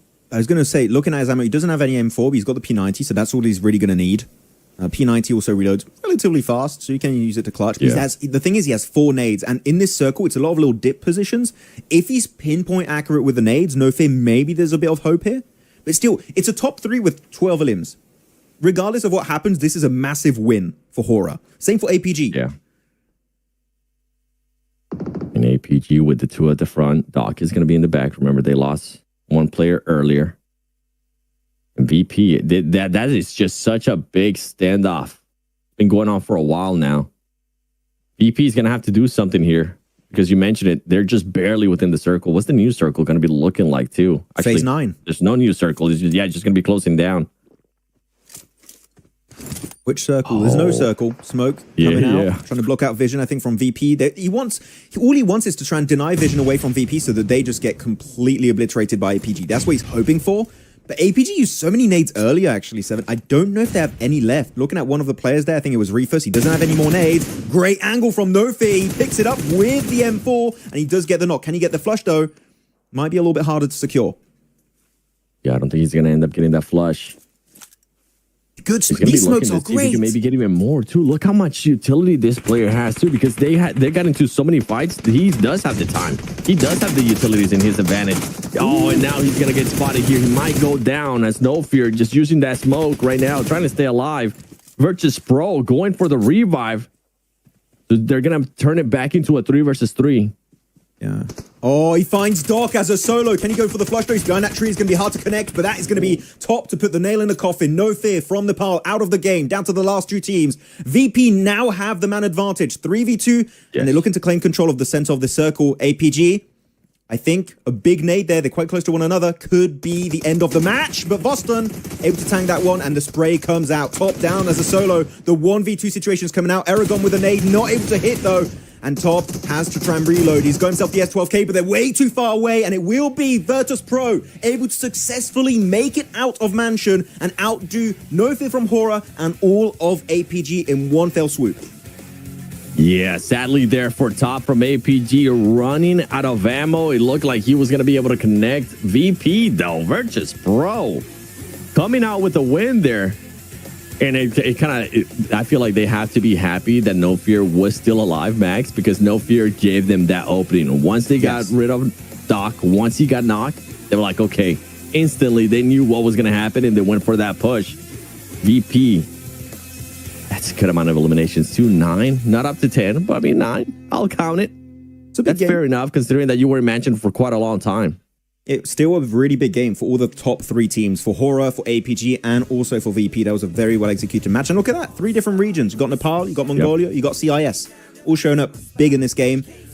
Happy to see this. It really was a well executed finish, I would say. 7 at the end from all parties involved. I think it was unfortunate for Horror. They got naded, but Top's nades were pinpoint accurate over that ridge. Despite actually being relatively, they were kind of blind nades too, right? 7. He didn't have full information on their exact spot. So that was crazy. Top hit them and then allowed APG to take full control of that circle. Ola wondering why the S12K. He had to switch to it because he ran out of ammo on the other, on his main gun. So he had to make that quick switch, and then even though they were too far away, he was just trying to do something with it. You end up doing that. Doubly predicting what? No, I didn't get the prediction right. No, we picked Horror. I said Horror. Yeah, we lost. But did we really lose when it was such a good game? Actually, wait. I think excuse we all me. won. Did I miss that earlier? Yep. Wait a minute. What was that replay? That was nasty. That was nasty. I don't think I realized that happened. That's how Brute Force lost to 2 players. Parkour. Whoa. Okay.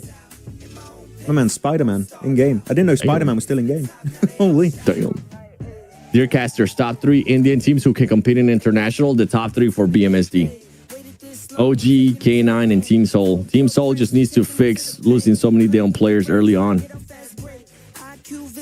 Yeah. And I like K9. K9 is aggressive. I really like the way they play. They are very fun to watch. Smart aggressive, though. Not just aggressive. They were smart aggressive, man.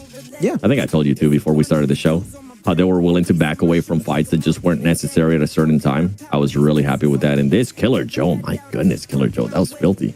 Mad Bulls had no idea a guy was there. It was like, wait a minute, there's a solo here? Oh, we're going to just get him easily. And, well, it didn't work out clearly, seeing what happened. Actually, AKOP followed me on Instagram today. Very happy about that. I'll take that. Hey. That's a win. That's a win. Always happy to get followed. Actually, did I tell you? I don't know if I told you. Scout followed me on Instagram after he retired. He waited to retire. I'm like, Max is not going to be cursing me anymore. Like, I can actually follow him. I'm safe. He's a cool person, man. I got a chance to talk to him many times. I haven't got a chance to talk to him after he retired. He's a really, really cool person. He is. There you go. MVP of the game is going to be Malloy. The fact that we're able to make it out of Mansion is so impressive, and also survive against the other teams that will try to take control of Mansion in the mid portion of this game.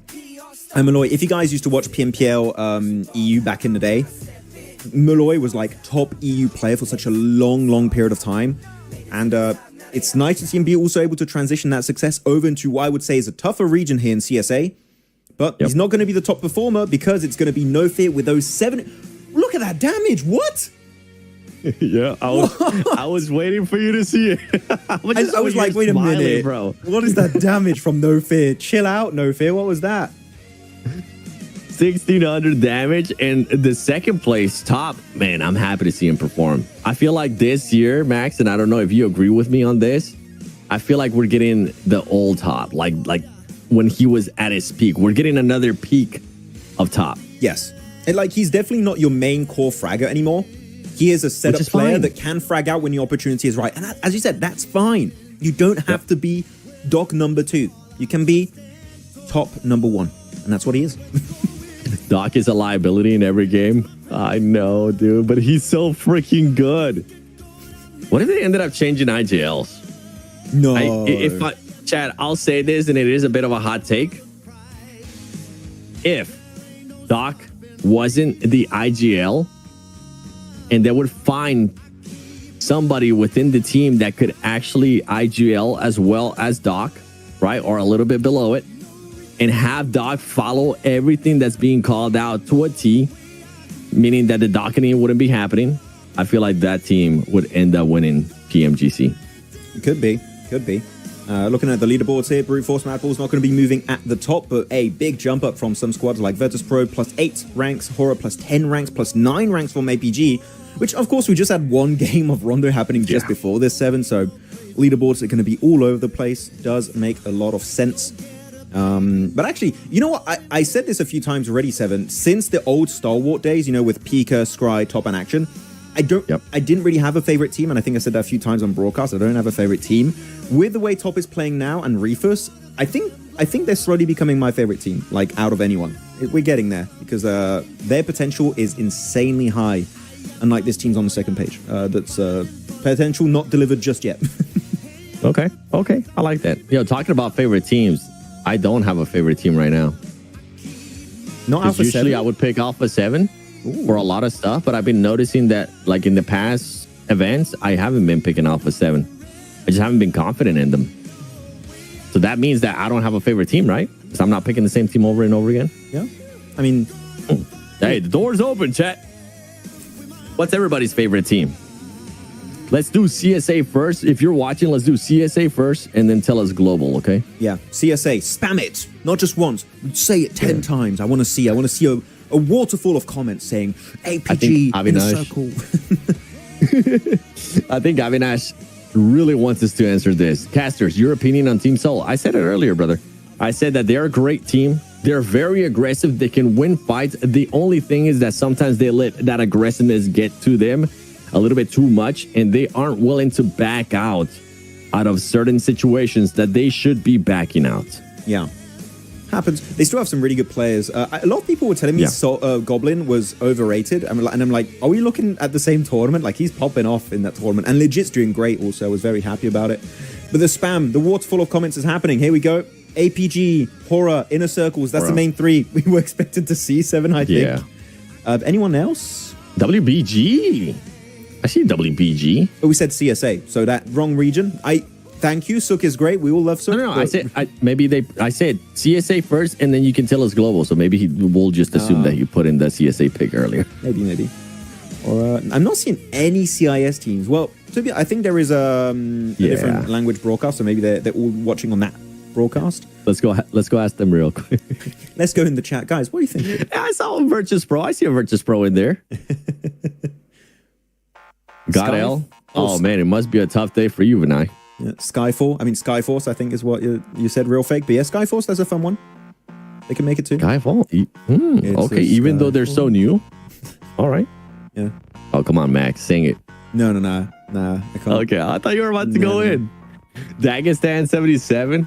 Okay, chat. All right, we got CSA done right now. I want to see some of you guys' picks are going to be changing from CSA when we go to global. So now let's think of global aspect, all the regions. Who is your favorite team? Yes. Alter ego. Wait. Are you saying favorite team now or of all time globally? Because that's different. No. We're talking now. Today. Because if we go of all time, I definitely have a team. Okay, so guys, you can't say Nova Esport. That's off the tables, okay? You can't say that. Yeah, Nova's not an option, chat. Teams currently playing. Yes. Somebody said Brute Force. All right, we see you. APG, AE, Got L, can't even win any. Okay, I need to stop reading those out loud. Maxman Esports, my favorite team. Someone said, he said it twice, Mohammed. Okay, thank you. The great team. I love that they team. put it again. By the way, just a laughing face. 7. So we do have a 5-minute, maybe more, 5-minute break before the next game. Chat's having a fun time. Do you want to stay on this one, or do you need a break? Yeah, let's stay talking to chat. Okay, bro. We'll stay with the if chat. You're down, I'm down, man. I'm we down. need no breaks. When is the next break though? Like match 4? I mean, we can have one in the middle of the day after match 3 if we want. We can have a break if we need. Okay, all right, yeah, sounds good with me. Let's talk with chat. WBG. I'm seeing a lot of WBG. OG is fun, man. OG is fun to watch. I really enjoy watching BMSD yesterday. Yeah, they're fun to watch. Really good on Rondo. It's fun to see them play and then strategize around Rondo. Yo, Miramar, they're good on Miramar too. Yeah? Oh, I couldn't watch the Miramars. They were literally during the watch party, unfortunately. Yeah, I know. But just to give you a bit of a heads up, they ended up and in my eyes, Orangutan ended up saving their day on day 2 by that win on Miramar. Mm-hmm. And then once again on the final day, like that team just performed really well on Miramar. Oh, interesting. I'll have to look back on that, see how it's going to go. Heading into PMGC. I feel so hyped we have them back. We have every single region now. Now it's an actual global event. And I said this, I actually said this for the first time on stream with Ocean, but the reason why I'm so hyped India's back is not because like I'm like, oh, I really want to see India play, even though it's cool. It's because now whoever you crown as your champions, going into PMWC, PMGC, maybe PMGO if there's a spot for them, is that you have all the regions, so you're the true world champion because no one is missing, which I like that storyline, if that makes sense. So it just makes it more valuable as a title. I agree. Chat, yo, for all the OG fans out there, would you agree saying that Miramar is OG's best map? Because that's what I felt like. At least from what I was able to see, that's what it felt like. that Miramar is their best map, which is cool to see because that's usually a match that requires even more strategy, I feel like, than Erangel and obviously Rondo. I'm seeing a few comments. Usama Akbar, Max and 7WG. This PMGC is having so much gun power during group stage. Too many well-performing teams, and that's making it unpredictable more than ever before. The thing is, every PMGC, I feel like the regions maybe struggling initially are just becoming stronger and stronger. Like, look, who won PMWC? Myanmar.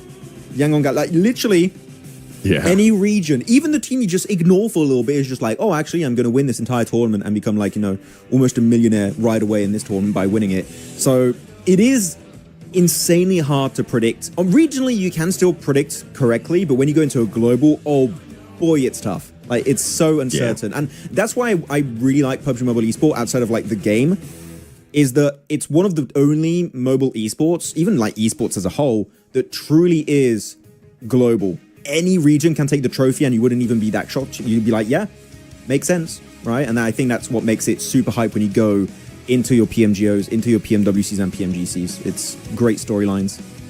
I think it's safe to say nobody, absolutely nobody from talent-wise expect the Yangon Galacticos to win PMWC.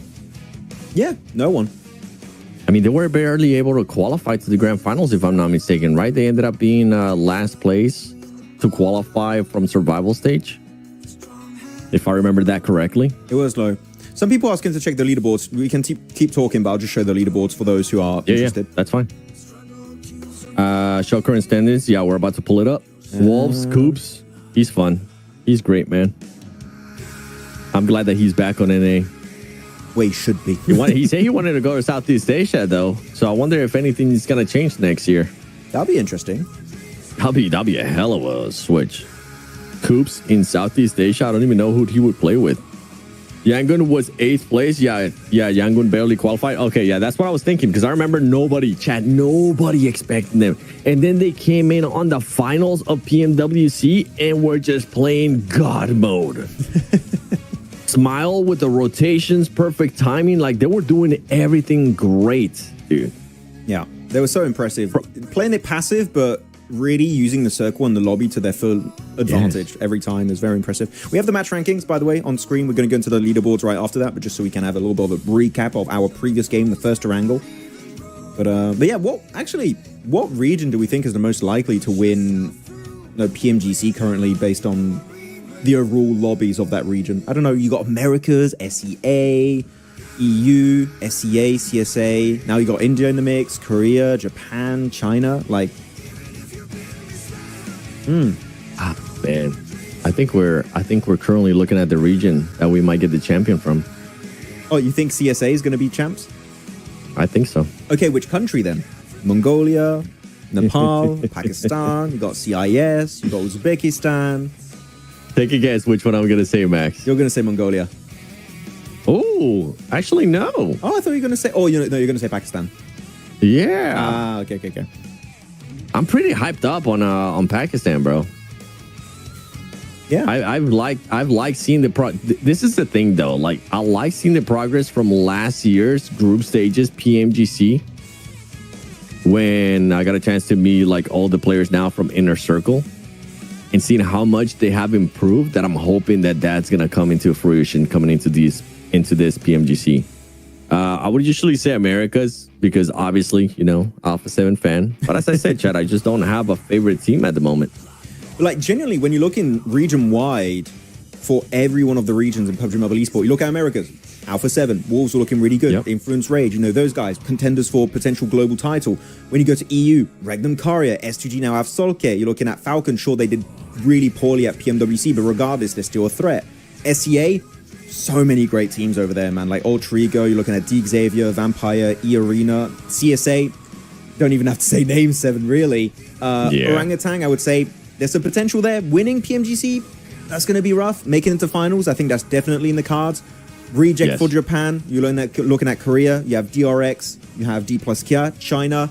Only Weibo, I would say, is a global threat currently. But every region, and of course you had Myanmar when it comes to PMCL, but now it's going to be Burmese Ghouls. But you see, every region, you got like 1, 2, maybe 3 teams that are like, if they win PMGC, that's not a shocker. Like, it would be not out of the realm of possibilities. I agree with you. I mean, Weibo. I feel like the crazy thing too, Max, is that Weibo's not even the best team from China. But this team always shows up when we go to globals. Like Thunder Talk is usually the main team from China that qualifies first place as the MVPs behind them. But then we go to globals and they just end up being non-existent. I'm wondering if maybe this PMGC is going to be that difference now for Thunder Talk.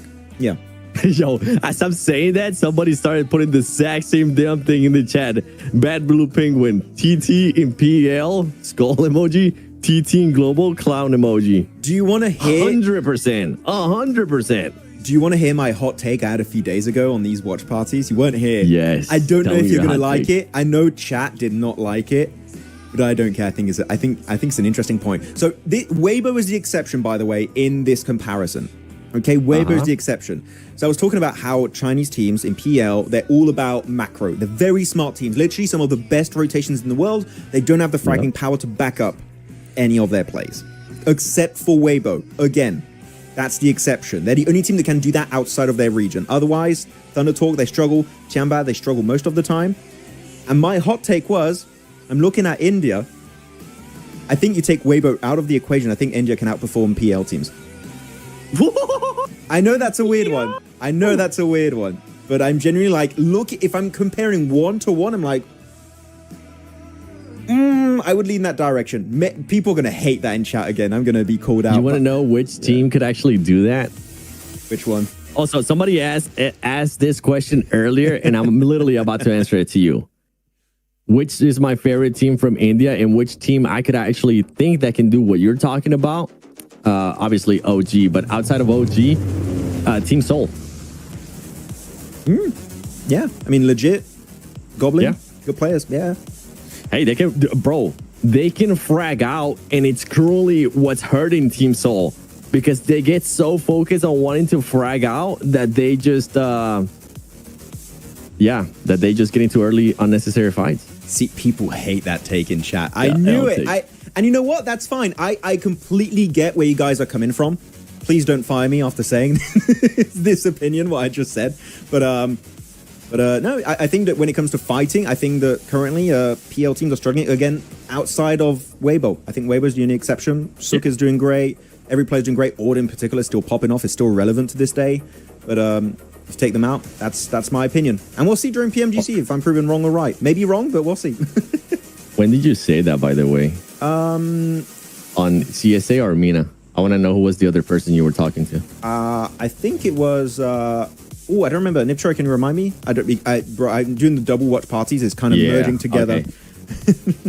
Okay. No, that's fine. Because I'm not against that hot take that much. Yeah. Like, I'm purely talking gameplay-wise. The counter of saying Team Seoul could probably end up doing that because you're talking about having the fragging power. Seoul has shown me that they have fragging power, at least in their region.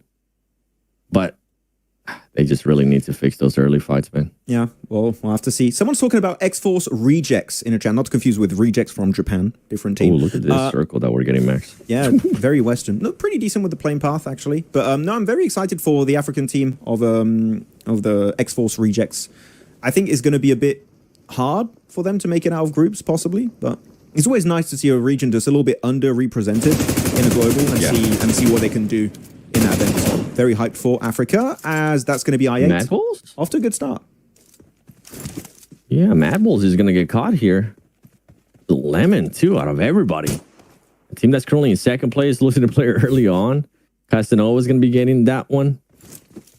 Were you seeing a lot of this? Or no, this is just a one-time thing? Maybe the playing path caused this? I mean, because I8 going to that. I think it's just a slight oversight, just not even a playing path issue. I just like, we thought it was going to be fine, and they just get caught off guard. Because Mad Bulls usually do this split north. I think that I8 never really dropped that close, and it's just, that was a one-time issue. And they'll be a bit more cautious moving forward, especially because now Mongols don't hot drop on Rozok versus Mad Bulls anymore. I think you don't need to go for that spread anymore. Just fully commit to Rozok, loot up there, and you'll be chilling. How much did you love that hot drop? I hated it. I hate hot drops, except on Rondo. Very bad. Heartless is saying voice is very low. Guys, tell me if you want the audio levels to be changed. If you want the gameplay a little bit louder. If you want 7 a bit louder, me a bit louder, or something a bit lower. Yes. Please tell us. People are watching streams in their preferred language. This is an English watch party. Yep, it's an English watch party. And we're getting a chance to engage with you guys. So if we see something that we like in the comments, we'll bring it up. As we've been doing throughout every single watch party, baby. Lane path. Oh, APG. APG. Okay, hold on. Because Inner Circle actually decided to back off a little bit more towards their usual spot. Yeah, I don't think they would want to gatekeep. Which one? Inner Circle on APG you're talking about? Yeah. Yeah, they never... But the Circle? They never gatekeep it. I know, but this the reason why I'm bringing this up is just because of the way the Circle's working. Audio is there. Someone's trying. VJ's trying to make me to close the stream. I'm not going to Alt F4, guys. Don't make me do that. Okay. SF split is crazy. What? Skyfall. I can show on the map if you want. It's not. Yeah. Why? It's not. I like it. No, it's phase one with how they drop usually and the plane path and everything. They're like, yeah, we'll just play big split to the west. I'm pretty sure all the players have a car too, 7. Yeah. If a team gets close, in the car, regroup, done, easy. I like this this split. It's usually the split that we see from some squads that end up looting there towards the west side. Yeah. Because they know nobody else is going to be challenging them, especially this early on. Smarter teams usually don't want to challenge this early on unless you have to, but it's very random. It is. By the way, I put the game audio louder. I saw some people saying they want the game audio louder. Tell me, guys, thumbs up. When you see a fight happen, tell me, thumbs up. Is audio good? Do you want it louder? They just don't want to hear us, Max. That's what's going on. Mute the casters. Guys, say yes or no. Do you want me and 7 to be muted? We get a one match off. They just want the gameplay. I wish we could. Oh, Crypto goes down. Is he going to get a... Oh, he gets flushed out too. No, Crypto. And a really good compound too. That's quite unfortunate. They could have had a really good point to hold in the circle. Oh, Kanina scared me a little bit there. They were teasing like they were about to go to a full crash. I was like, no, take the elimination and leave. Whoop, GTFO. Not worth it. Definitely not. No. Yes. Some people. Okay, that's mean, guys. It's not cool. I don't like. Who said yes? Let's ban them. Let's. Yeah, everybody's saying yes now. You guys are a bunch of trolls, chat. Okay. Nah, that's fine. I ain't not going to be holding on to this cube compound for long. Just going to transition. It's a very small chance here that it goes north of the river. They're like, we don't need to hold on to this transition point. We're just going to start moving forward already. At least scouting, seeing what's available. And I can tell you, looking at the circle, there's not a ton of remaining strong compounds. There are some left open, but they're not like your S tier compounds are just going to be maybe F tiers. You're going to hold for the early stage. This is a good question for you. Maxman, what happened to APG Doc? He's not playing like his legendary way. I think he was told off by his teammates to start playing a bit more with his squad. And even then, he doesn't do it all the time. The thing is, Doc is inconsistent. You'll have some games where I feel like he's told, Doc, stay with the team right now or you'll be in deep trouble. And he does it. And then 2 games later, he starts splitting again and going back to his old self. I genuinely think that's what happens internally. Yeah. I agree with you. I feel like it's a bit of a catch, chat.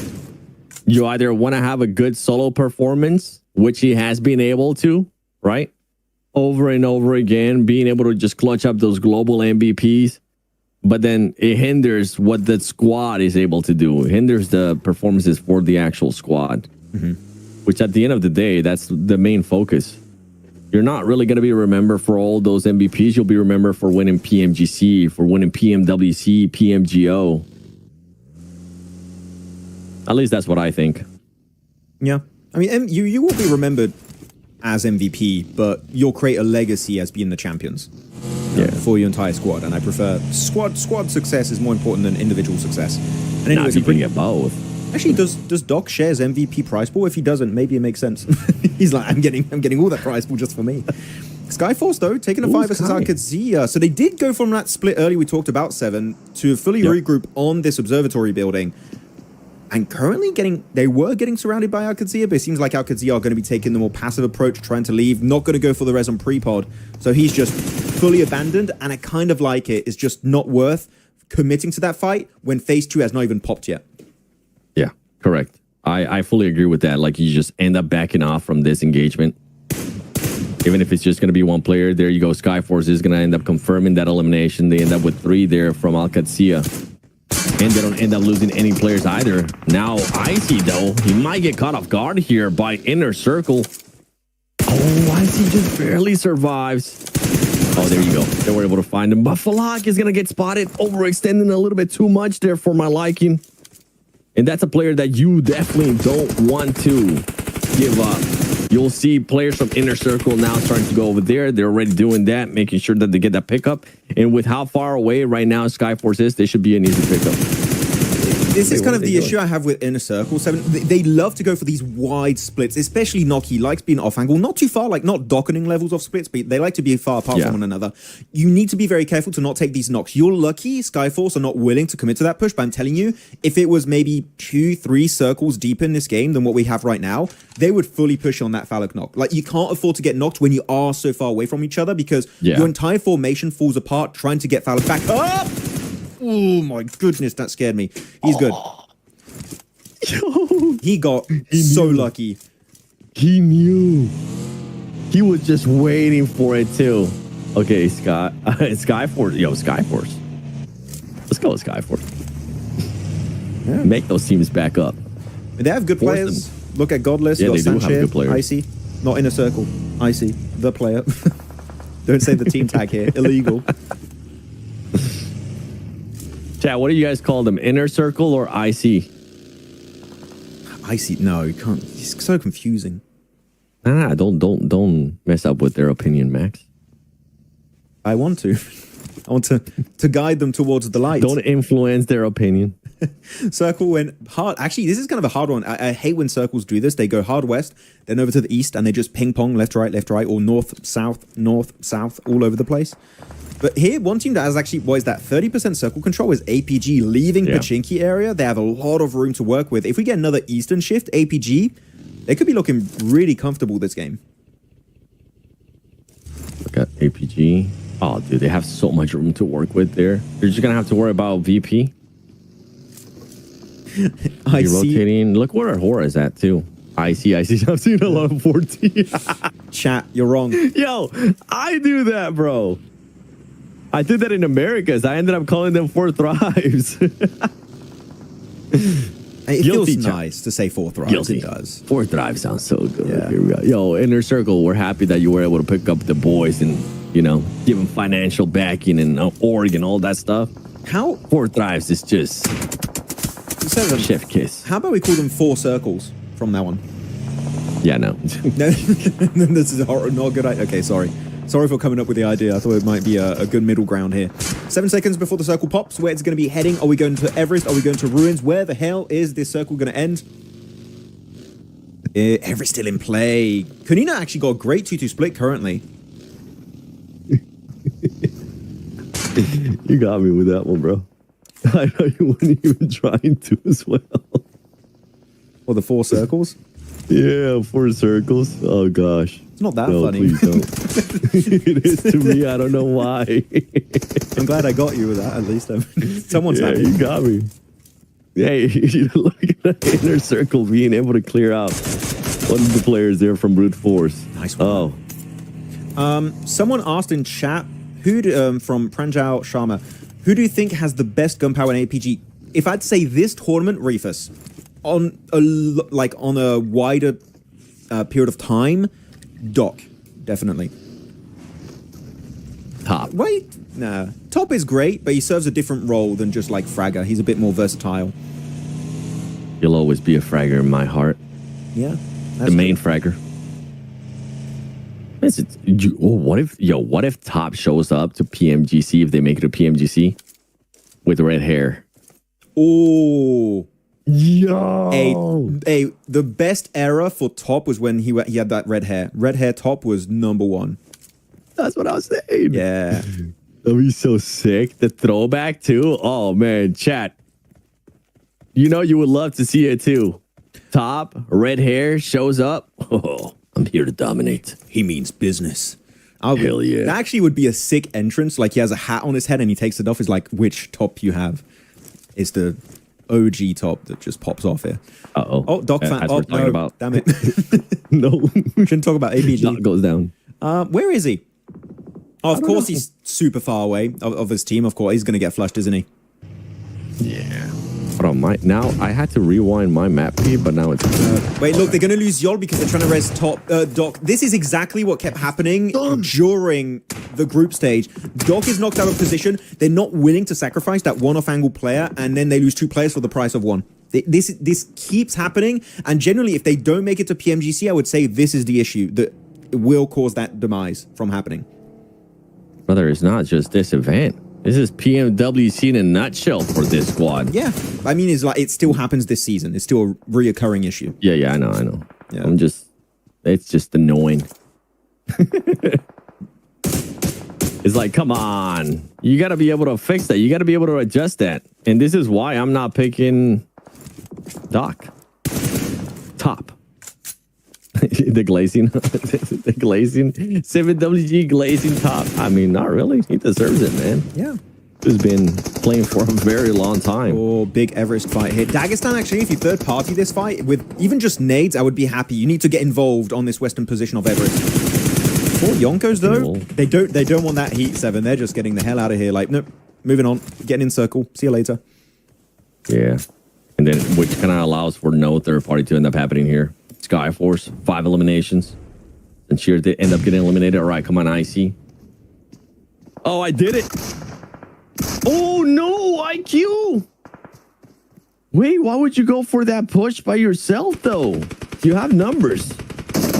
Wait for your teammates to at least get some heal up. And now Inner Circle is down to 2 players. Yeah, they're not even in the circle. This is going to be the end of Inner Circle here. That's not going to be working out. Outer Circle this time around for them. And I think Arcred aren't going to push this, I believe. I think they're just going to be waiting for the circle to push in, like, what is that, 8 seconds now? And then they're going to start just trying to hold them off as they try to exit the buildings. That's what Arcred's going to do. They've done a lot during the group stage. They're very smart about it. And I think they're just going to try and repeat it. Can they find Brute Force? Can they find at least an extra 4th elimination? That nade might be good. Doesn't connect. Oh. Not being able to connect right there. And for Arcred, I mean, if there is any chance of them pushing here, it would have to be, they would have to get a knock. Someone said, which is not going to end up happening. You can just see Bad Boy looking around, seeing if he could maybe end up clutching up something. Ooh. But there you go. Real Force going to get eliminated. Inner Circle only going to have 2 players left for the ending of this match, which is not a good place, not where you want to be, too.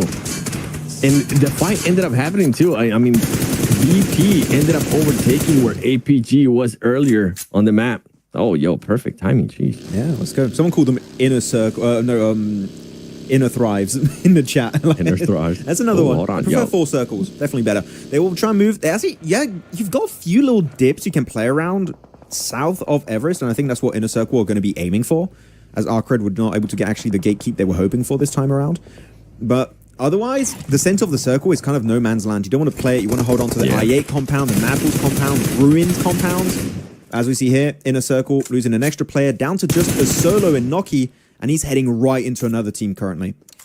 Yeah, and that's the thing too. When you take such a long time on being able to do anything, you're just gonna have to full send blind pushes like that. I don't love seeing them, but it is what you have to end up doing it.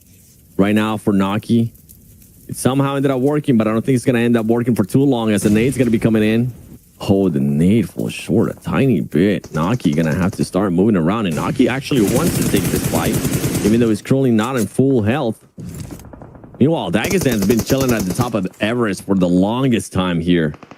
And there you go, Inner Circle gets eliminated. 15th place, 3 eliminations. Not a good start here, honestly, for this grand finals for Inner Circle.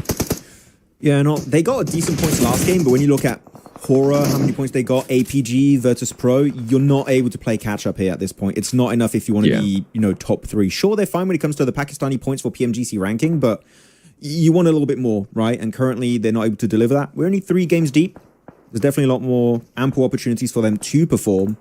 It's not been the best start for them in these finals. Dagestan looking to leave all of Everest. They're going to be forced into 4 Yonkos. Actually, 4 Yonkos did a great leapfrog. They just left the western side, avoided that fight with also Skyforce, I believe it was. Going to the east and trying to hold off Dagestan. That's a very, very good rotate. As now West Ruins on that downward slope.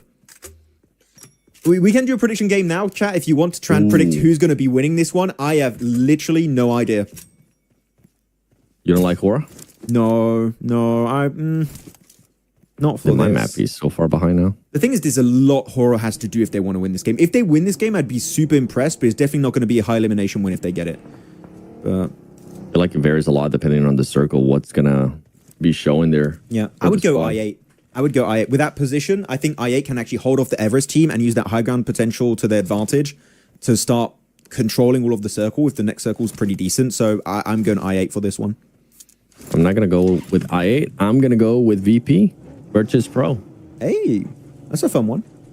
Yeah, a lot of room to work with there. It's going to keep them from the madness going on there towards the center, which it should allow at least some third party. Meanwhile, Dagestan for Yonkos. Oh, Tixie's going to go down, though. The top ends up getting knocked to on the elimination feed. Just to get swiped. Come on, you got to be able to clutch this up, Dagestan.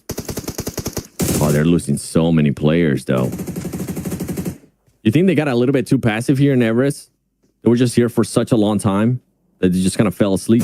Yeah, I think so. Because now they're getting forced to make a fight based on the circle, which is forcing you to make a lot of mistakes in the process. You do a little bit earlier, you don't have that time pressure added to it, and maybe you come out on top, but here it didn't quite work out. Shifu, Zadira, a little bit split from one another. Actually, I kind of like it. Shifu's taking care of Regicide, making sure third party doesn't happen, while Zadira's trying to take the 1v1. But meanings you have to take a 1v1. Luckily enough, Zadira is goated with the Org, and he does get himself that one done. Nice, 5th elimination, and they are the only team remaining now on Everest. But as you see, it's not Everest is not in circles, so they need to start going downhill pretty much right now. Yeah, which way are they going to go to? Are they going to go north? They're going to go maybe towards the south, towards where IA is? Or are they going to do exactly what Inner Circle was having to do earlier, where they just fully send it down the middle and hope for the best? Well, we're about to find out because they're going to be in the vehicle. All right, come on. Let's see what you got. Oh, no. I wanted to see. I think they're just sending it to the middle, too. There goes Goat. Eliminated by Mad Bulls. Dagestan. It's going fine so far. IA. Oh, this is a good little ridge. Make sure you don't make yourself open to a third party, or not a third party, sorry, a full-on push from Mad Bulls, because Mad Bulls are leaving their compound. They're here in the car. You should hold this compound. You should not go too deep. I think what IA are doing here, trying to hold the ridge, is a bit of a mistake. You're very vulnerable to these car drive-bys. Oof. Please go back to the compound. IA, this is so risky. Why is he so far downhill? What are we doing? Yeah, they're not using it here to their advantage. I think they're maybe wanting to be a little bit more proactive. Stop what happened earlier in the previous match. But now Dagestan somehow made it here too. And they were like, it seemed like they were just doing circles in the vehicle there for a bit. But now they're going to be hindering IA. Oh, Max. They had a position in circle. It was literally one of the strongest positions in circle 5, the previous circle, and they just gave it up to maybe Dagestan, maybe Mad Bulls. Now they're out in the open. They will be trying to go for that res. They do get on Casanova, but they're still not in a good spot. The third party of Dagestan is looking so impactful onto I8. And now, free compound. That was a very cheap push here from Dagestan, and they get all of that position for free. Yeah, for ASI8, I'm really confused at what happened there. There you go. Saifa gonna be getting a knock there with a nade, but where's the rest of the squad too? You only have one player left alive. Byron's gonna have to make a push on this and hope that he's gonna clutch it up. He does have the high ground working for him, but it's not gonna work at his disadvantage, and it does, as Mad Bulls ends up winning that engagement, and ASI8 is gonna get eliminated. I thought he was going to try and go and raise his teammates, but he was very aggro on Mad Bulls, it seems. Yeah.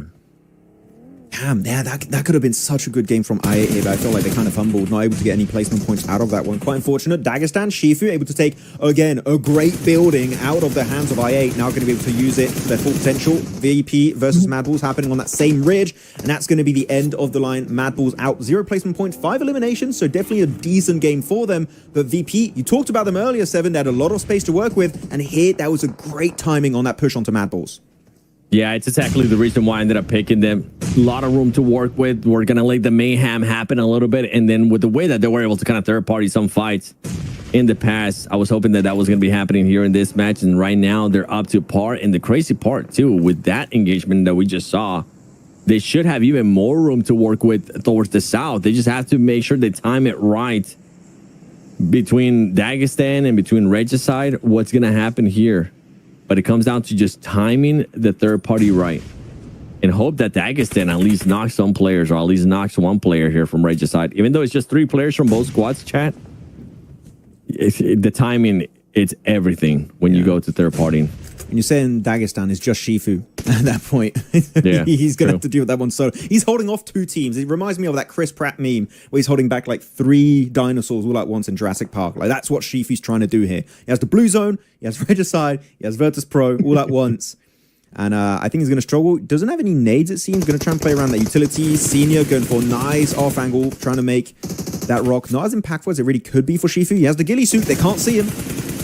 No, they can see him. Definitely see him. They know where he is. And Shifu's going to be in the blue. And I think he's just denying. No, he does heal. No.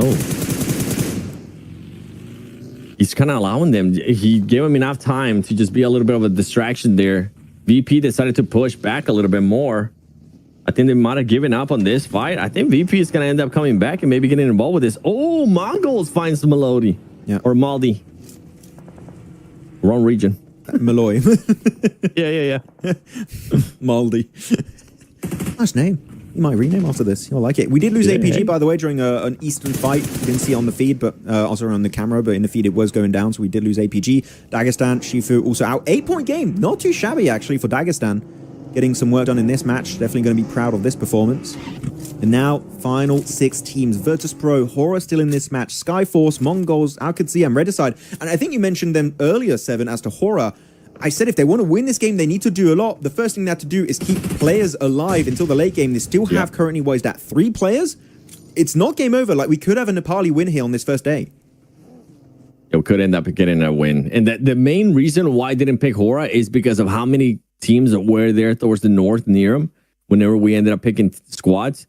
But the thing is, everybody ended up just going towards the western side of that circle. So Horror pretty much just got a full-on freebie. Regicide's going to be moving up now over to Skyfall.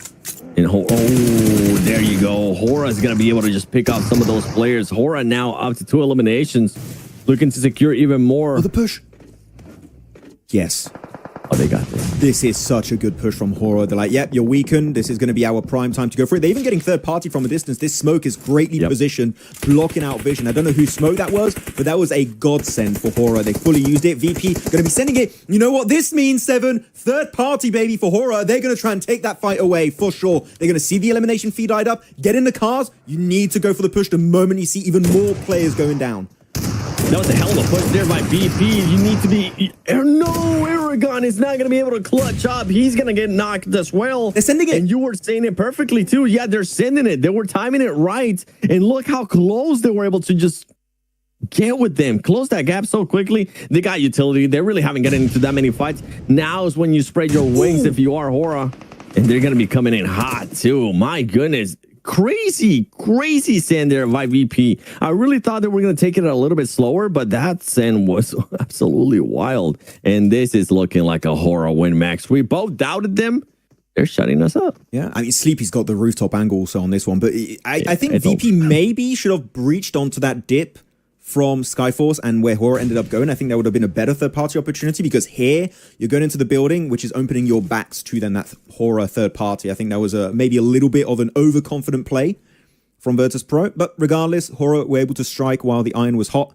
Now it's just a 3v1v1 Gyro. Neos, you guys are great. Are you 1v3 levels of great? We'll have to wait and see. But right now, it's not looking good for them. Yeah, not going to be looking good. And you mentioned it earlier too, Sleepy, with having that high ground advantage. Just going to be keeping an eye on Alcacía. Once they get rid of that player, they'll be able to pounce on that last player there from the Mongols as well. But from the Mongols, a good match so far, at least minimum a top 3. Building their confidence a little bit more. A squad that was barely able to qualify here towards the finals of PMSL CSA.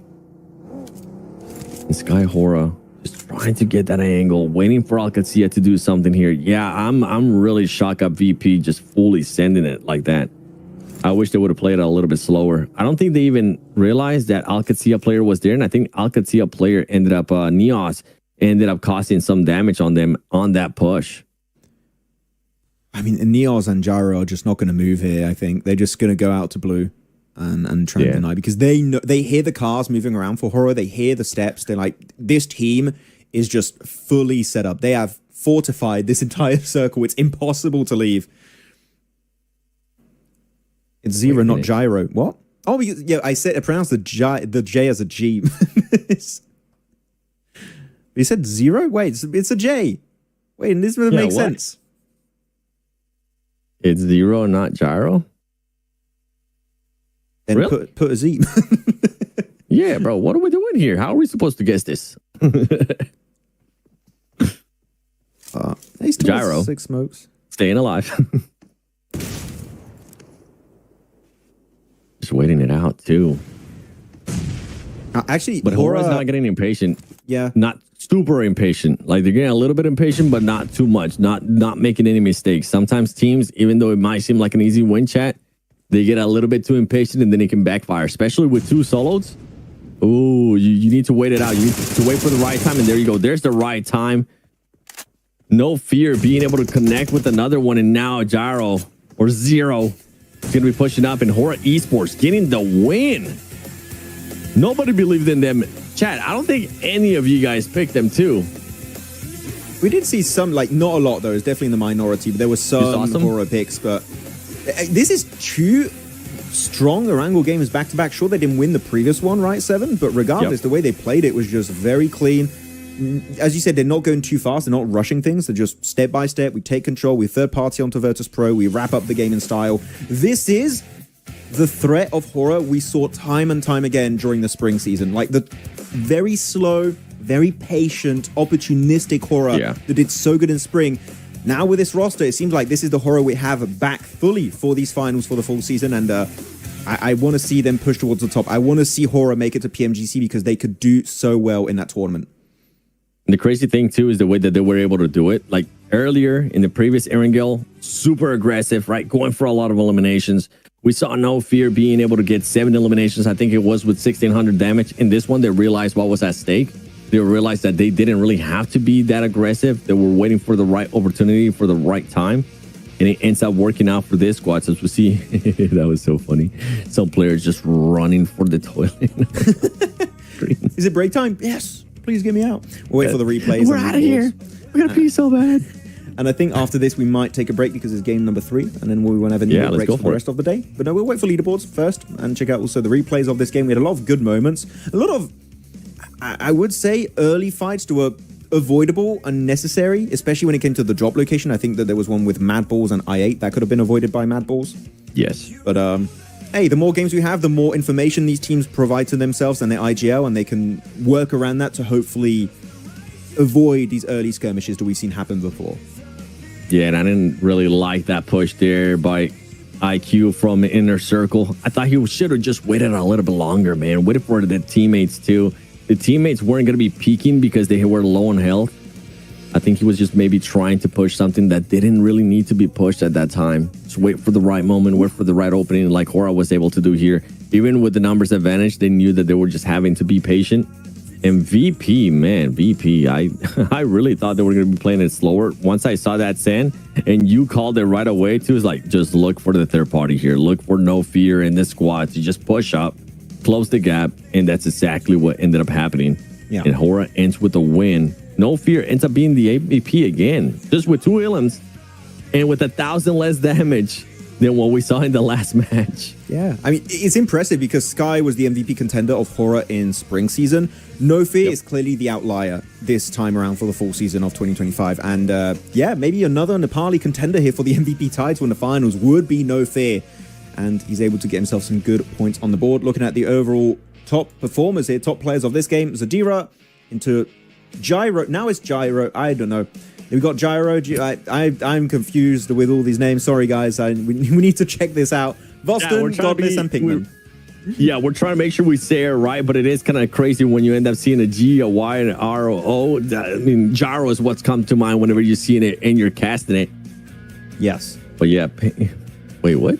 Pinkman. With 3 eliminations, 351 damage. Not bad. Did you see the match ranking? 15 points is going to go to Hora VP, even though they didn't really get to do an insane amount of stuff there in the last match. They were just using the ground that they had to work with. 12 points total. Yeah. And then if we look there towards the second page, Max, APG and Inner Circle, 3 points apiece. Rough times. Rough times for them, it seems. Unfortunately, we've seen the leaderboards, how far they are, but I think they might be on the second page, actually, Seven. Like, to be... I think so. Brutally honest. I think they're on the second page, but like barely on the second page. They could make it on the first page if they get one good result. We'll have to see how they are currently. Here you go. Overall leaderboards. And it is going to be Brute Force, followed up by Virtus Pro and Horror in the top 3. So Horror holding strong, able to jump up an extra rank here over the likes of Dagestan. And looking on the bottom, Mongols, Skyforce, like Mongolia's here to play. These two teams are currently outperforming what they've done in the group stage. So all of Mongolia, Skyforce, APG, Mongols next to one another. The brotherhood is real in the leaderboards. Yeah, for Brute Force, using that advantage that they got earlier after winning the Rondo match, getting a lot of eliminations. But right now, with the way that they're trending, I'm feeling like Brute Force might not end up being in first place after the next match. Especially with VP, with Hora being consistent too. More than likely, we're going to have some teams starting to step it up. Especially after the halfway mark of day 1, we need to see teams being able to step it up. Inner Circle, ASI 8, Alcatia 2, GOAT. I mean, Kanina Power. This lobby is just so stacked, man. It is right. Hey, if anything, it goes to show that this season compared to spring is so much tougher to stand out. Like you're looking at Inner Circle, they're down here. You're looking at Arcade at the group stage, they're struggling too. Alcazia also, they're almost by a singular point missed out on PMWC in spring.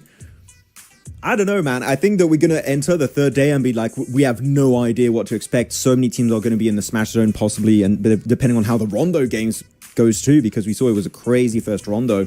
But with that said, I believe, Seven, it is time for us to take a very short break, and we'll be back after that one for our third and final Orangle of the day, followed up after that with 2 Miramars. If you want to check those out, stay tuned. We'll be back very shortly with some more CSA PUBG Mobile esports action. Oh, yeah. Oh yeah.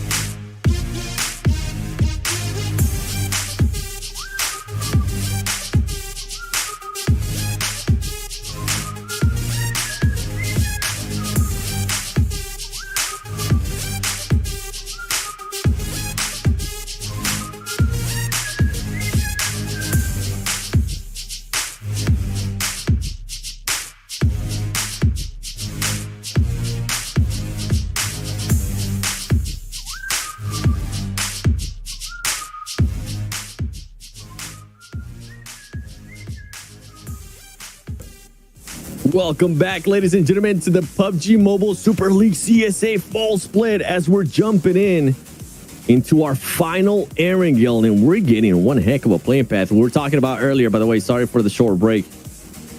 I know a lot of you guys were expecting 6 minutes, 5 minutes. No, we're back. We want to get right into the action with this circle, though. I'm looking at teams like APG. I'm looking at Inner Circle, ASI 8. We need to see a bit of a step up from them, Max. Would be nice to see. Would be nice to have one. I just want to see some small mistakes be fixed, like I8 that previous game, unnecessarily pushing out of their compound, getting backstabbed by Dagestan while also taking a fight at the same time with Mad Balls. Stuff like that, I'm going to be honest, not PMGC level. If you want to have a chance at PMGC, that kind of stuff needs to be fixed right now. And luckily enough, you know what? It's a 3-day finals. You can fix it. You still have one more Wrangle, 2 Miramars. You can go back to the hotel room tonight, say, hey, that didn't quite work out. Work on it, fix it, and come a better version of yourself heading into day 2 and day 3. Playing path is done. Where's the circle going to go? We'll have to see which teams are going to be given a bit of an advantage. And it is going to be dead center on Inner Circle on the Western Bridge.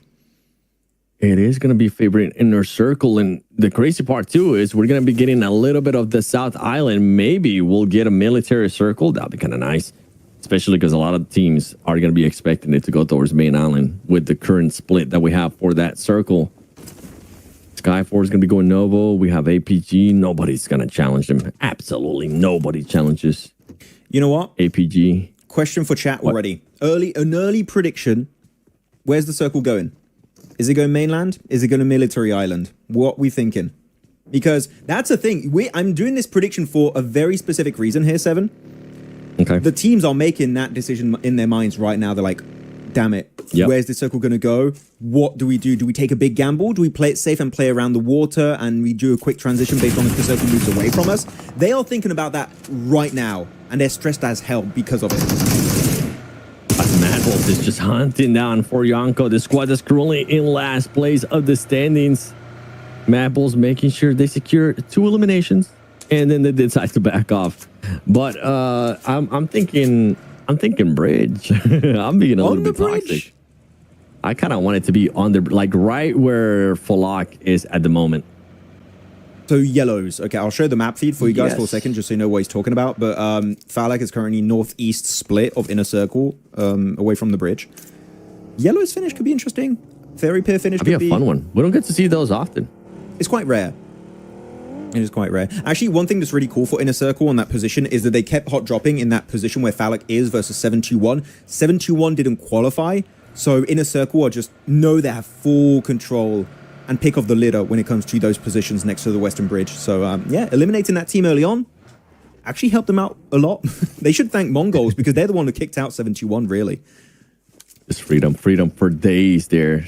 The crazy thing, though, is I'm seeing Brute Force on the map. Oh, man, I got to rewind this. For some reason, I'm either behind or ahead on the map feed. Yeah, I need to retime at the start of every game. It gets desynced a bit. Yeah, I'm trying to make sure I time it right, too. It's like, at times it's too far ahead, at times it's too far behind. I don't know what's going on here, Max. Wait, where would you want to see the circle finish? We didn't get an answer from you. Northern military coast area. Like south of Alcadzia, currently, where they are. Around there is my pick. Oh, but on military side. Yes, on military. That would be insane. I mean, that's where hovercrafts are OP, by the way. That kind of area, hovercraft, if you get a control of multiple early on, like maybe Regicide, VP, Inner Circle could get some.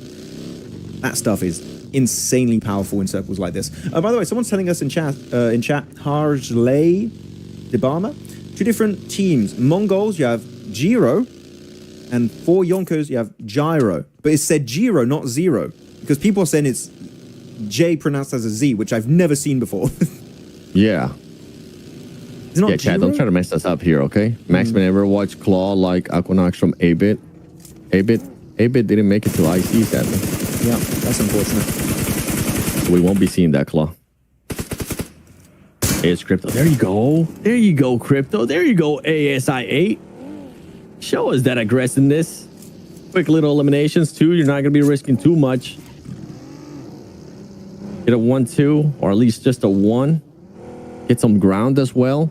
There's a poll currently in the chat. Are recall towers in Rondo adding more excitement for you? Yes or no? Make sure you guys answer it. Yes. For me, I said you yes. know what? I'm answering myself. I said a definite yes. Hell yeah. Somebody said no. People are saying, yo, it's actually insanely close. Gonna say hi to a few of the new names we have in chat, by the way. We have Goku, Slimani, Pepperport. What's up, Pepperport? If I didn't say hi, welcome. Hyper King, Unique, OM Moonot, Killerboy, Nothing. Everyone in the chat, welcome to the stream. Hope you're doing good. Hope you're having a great day, a great Monday for the PMSL CSA finals. Again, very odd. Finals on a Monday, but it is what it is. And I like it. It's a good way to start the week with some good old Pogi-Mogi esports. Hell yeah. What was it? One day? One day. The Wenday. Welcome to the one day. Welcome to the Wenday. He doesn't use thumbs? Wait, he doesn't use thumbs? What? Okay, now I'm intrigued. Now I'm really intrigued. How? Like... What the heck? Damn. Peppa Port, please, people vote. No, Peppa, quit it. Stop trying to. I love recall towers. Don't do this to me, please. Leave them, please. We like them. A lot of people saying hi. What's up? Chizumi, Rahul, welcome. Ayush, Max Verstappen, as always. How's it going, guys? Heaven? Max Verstappen. Okay. I thought you were going to go with it, bro. Max Verstappen. Yeah, you do it. I've done it too many times. Okay. Max Verstappen's always in the chat. It's the real one, by the way. It's always in. Imagine. Sophia said 3. I don't know what that's replying to. Let's go, baby, once more with the old 2020 vibes. I think it was nothing. Elcom. I think it was an answer to Clot asking how many slots for PMGC. Just to re-explain for those who are maybe not too familiar with how it works, we have 3 slots for PMGC from this tournament, PMSL CSA Fall 2025, and we have 3 regional points, which are going to be 1 for Uzbekistan, 1 for Pakistan, and 1 for Central Asia. Not South Asia, like I said earlier, Central Asia. So 3 plus 3, 6. 6, wow. 7? Maybe. I'm sorry. That was horrible.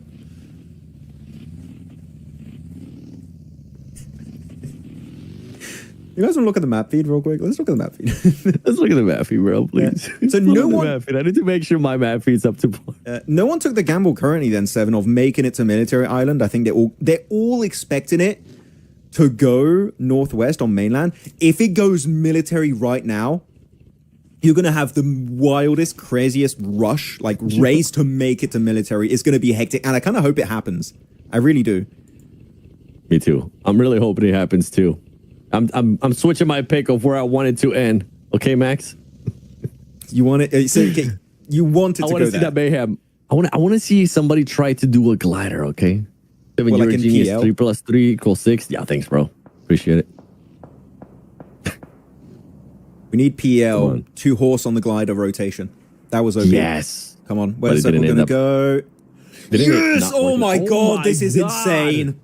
This is crazy. I don't think it's going to go to mainland. It seems unlikely. This is going to keep shifting over to military Western Cliff. APG. Everyone in their car. Look, they're all in the car already. They're all like, oh, this is horrible. Crap. This is so bad. Holy crap. Chat, how many teams end up getting eliminated? Who's going to be doing it? Is anybody going to be doing a glider rotation? Yes or no? I'm hoping it happens. You got to do it now if you want to. Otherwise, you're going to get shot down instantly. Oh, yeah, this is this is the worst circle of this tournament so far. This is worse. I don't know what you're talking about. This is the best circle so far. No, the worst for the team. Oh, for us, entertainment-wise, this is amazing. Every single team is like, shut up, 7. This circle sucks. But we love it.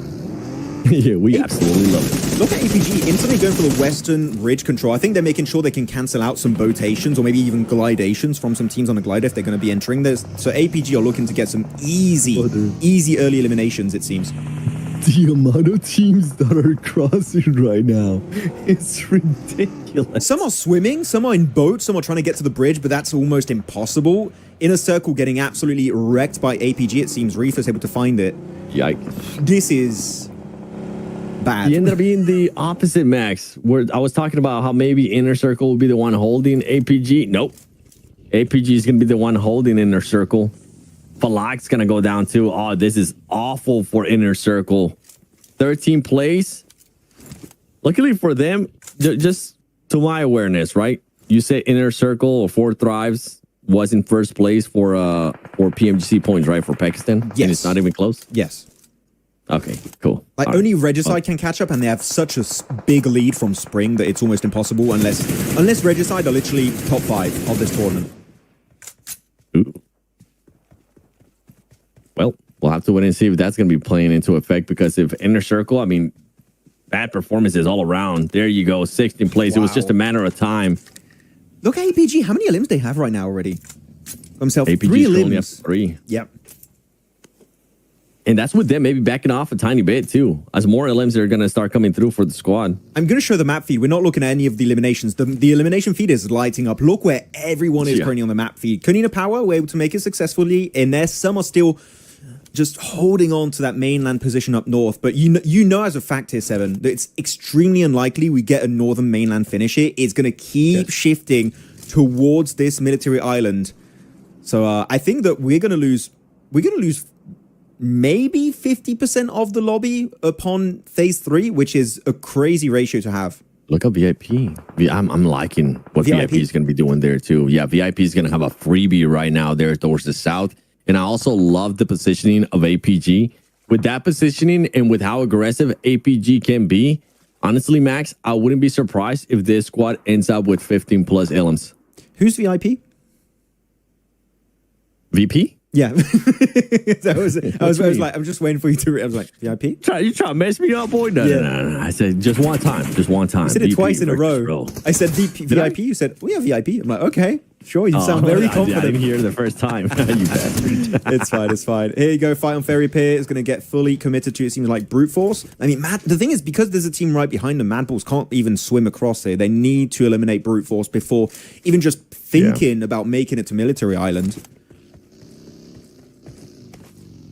I mean, you have to make sure you clear everything. And they're going to be hoping, too, that the boat that spawns there is going to be there. Because if not, then APG is just going to have freedom. They're going to be just popping everybody that's going to be swimming over. The boat was taken by Inner Circle earlier. I don't know if you saw that. They took the boat.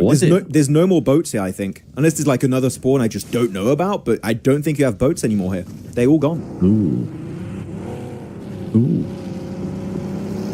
Waited around. Mad Balls. Oh my gosh, look at the bridge too. I'm sorry, I had the camera hiding for a split second there. But yeah, Horror going to go right into I8. They're trying to bridge campaign, farm some eliminations. And so far, it's been successful. Horror dropping like flies.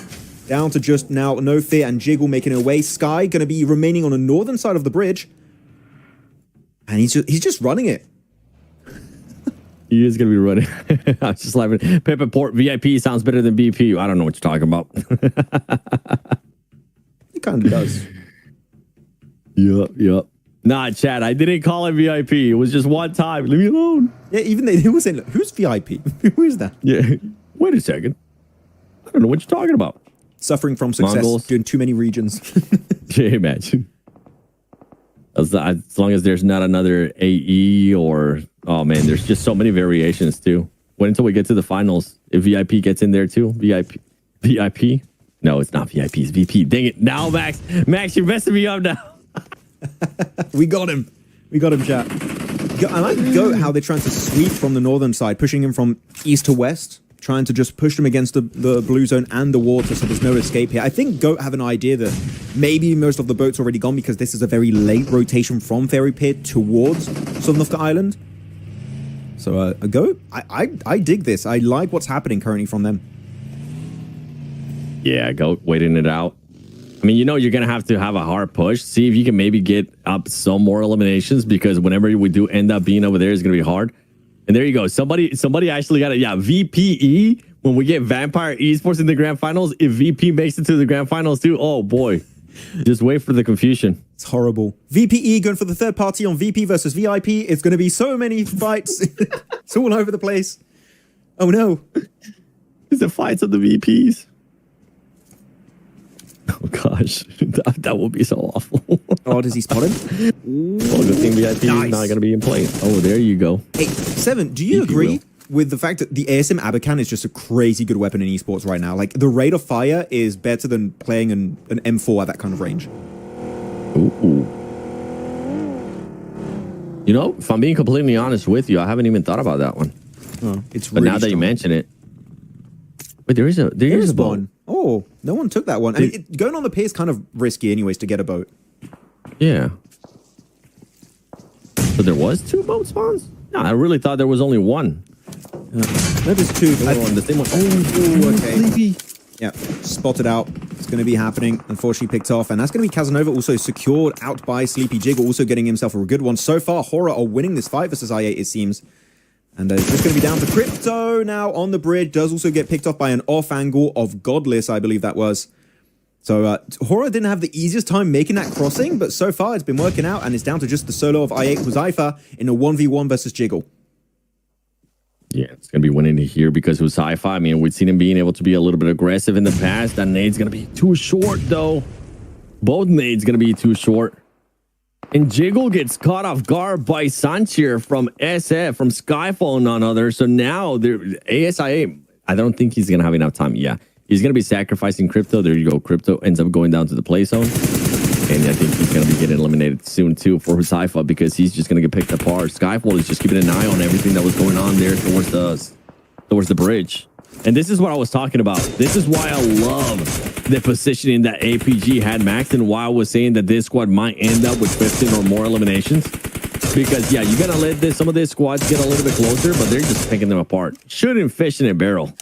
Yeah, I mean, they're the Frontier Patrol right now. That's all they're trying to do. You're trying to get on the island. Hell nah. This is the APG island, and they're just out here fishing versus 4Yonko versus Madballs. They're just getting the easiest eliminations in the bloody world right now. With the 8-time scope of Top, this is like, he's having the most fun in the world. Top is like, this let's go. This is easy mode. This is classics. What I want. Put me in that position. I might be able to get one elimination. Just one though. Just the one, the singular one. Just one. All right. Somehow I'll get knocked by somebody in the water. Meanwhile, Skyforce will be making a push here to Alcazia. How many players does Alcazia currently have alive? Okay, it's only going to be 2. And Skyforce does have all 4. Might be looking to make a push. VP, for the longest time, they made that rotation towards the south. They find themselves towards the center of the circle, too. I mean, that early rotation from VP worked out wonders, Max. Yeah, it's been a good game plan so far. They got a great central position, a good compound. It's very flat all around it. So if you want to push VP, they're going to see you coming from a mile away. Yeah. So VP trying to become VIP, possibly in this game if they're able to be successful. VIP didn't even do good. What you mean? I'm like VIP, like the word, not the team. Chat, please, somebody save me. He's trying to confuse me. Actually, I'm kind of focused on Alcazia here because they got the best eastern position, good high ground position compound. I think it's going to be hard for Dagestan, for Skyforce to push it. I want Alcazia to third party from a distance. Get involved, third party, spray them down, chuck some nades if you're in nade range. Get involved. Make sure you can just make your next transition in this game as smooth as possible by eliminating as many players on the east as you humanly can do. And for Skyforce, I mean, they're getting picked apart as well as Dagestan are getting picked apart. I'm with you. I would love to see Alcazia do some type of third party on this fight. They should be able to get some easy eliminations too if they just find the right angle. Icy finding somebody, and that's not Icy as in inner circle. That's Icy, the player from Skyforce, now making the push over to Dagestan. And will he get there in enough time though? You have 4 nades too. Tixie's going to be able to spot him, right? Yeah, I think so. But APG are looking so healthy in this game. They are just... They could get literally a 15-plus elimination game this match. Seeing how APG are playing, they just want to exude control on this map, on this exact circle. Circle 5, guys, let's do a prediction. Chat, who do you guys think is going to be getting this win? You still have 7 teams alive. Might be going down to 6 very soon if we do lose Zadira from Dagestan. But now Zyol holding the front line on this rock versus Kanina Power. Obli, Zerich looking for the push. He does have the S-Cross K, and he connects it. The pincer move connects, and that's going to be Kanina Power struggling to make it away from this rock formation. And I think that's going to be another squad wipe. Go into the name of APG. Yeah, for APG, they do have a player knock. There you go. There's the cleanup for APG. I said I wanted to see 15 or more. Right now, they're up to 11, Max. And if it wouldn't be for even more teams pushing up, I mean, I have APG, by the way, winning this. What do you have? Same. The way they're playing, there ain't no way. The way they're playing, you just have, you know what? For the sake of it, I'll go Virtus Pro just to be a little bit different. because we can have a split desk. That's fine. I'll show the map feed for a split second for you guys to make a more educated guess on your prediction. APG to the west. You have Eva over to the east, Skyforce, Alcadzia, center VP, then a bunch of solos for Dagestan and Arcred, and also Skyforce a solo up north. Fully committing to APG.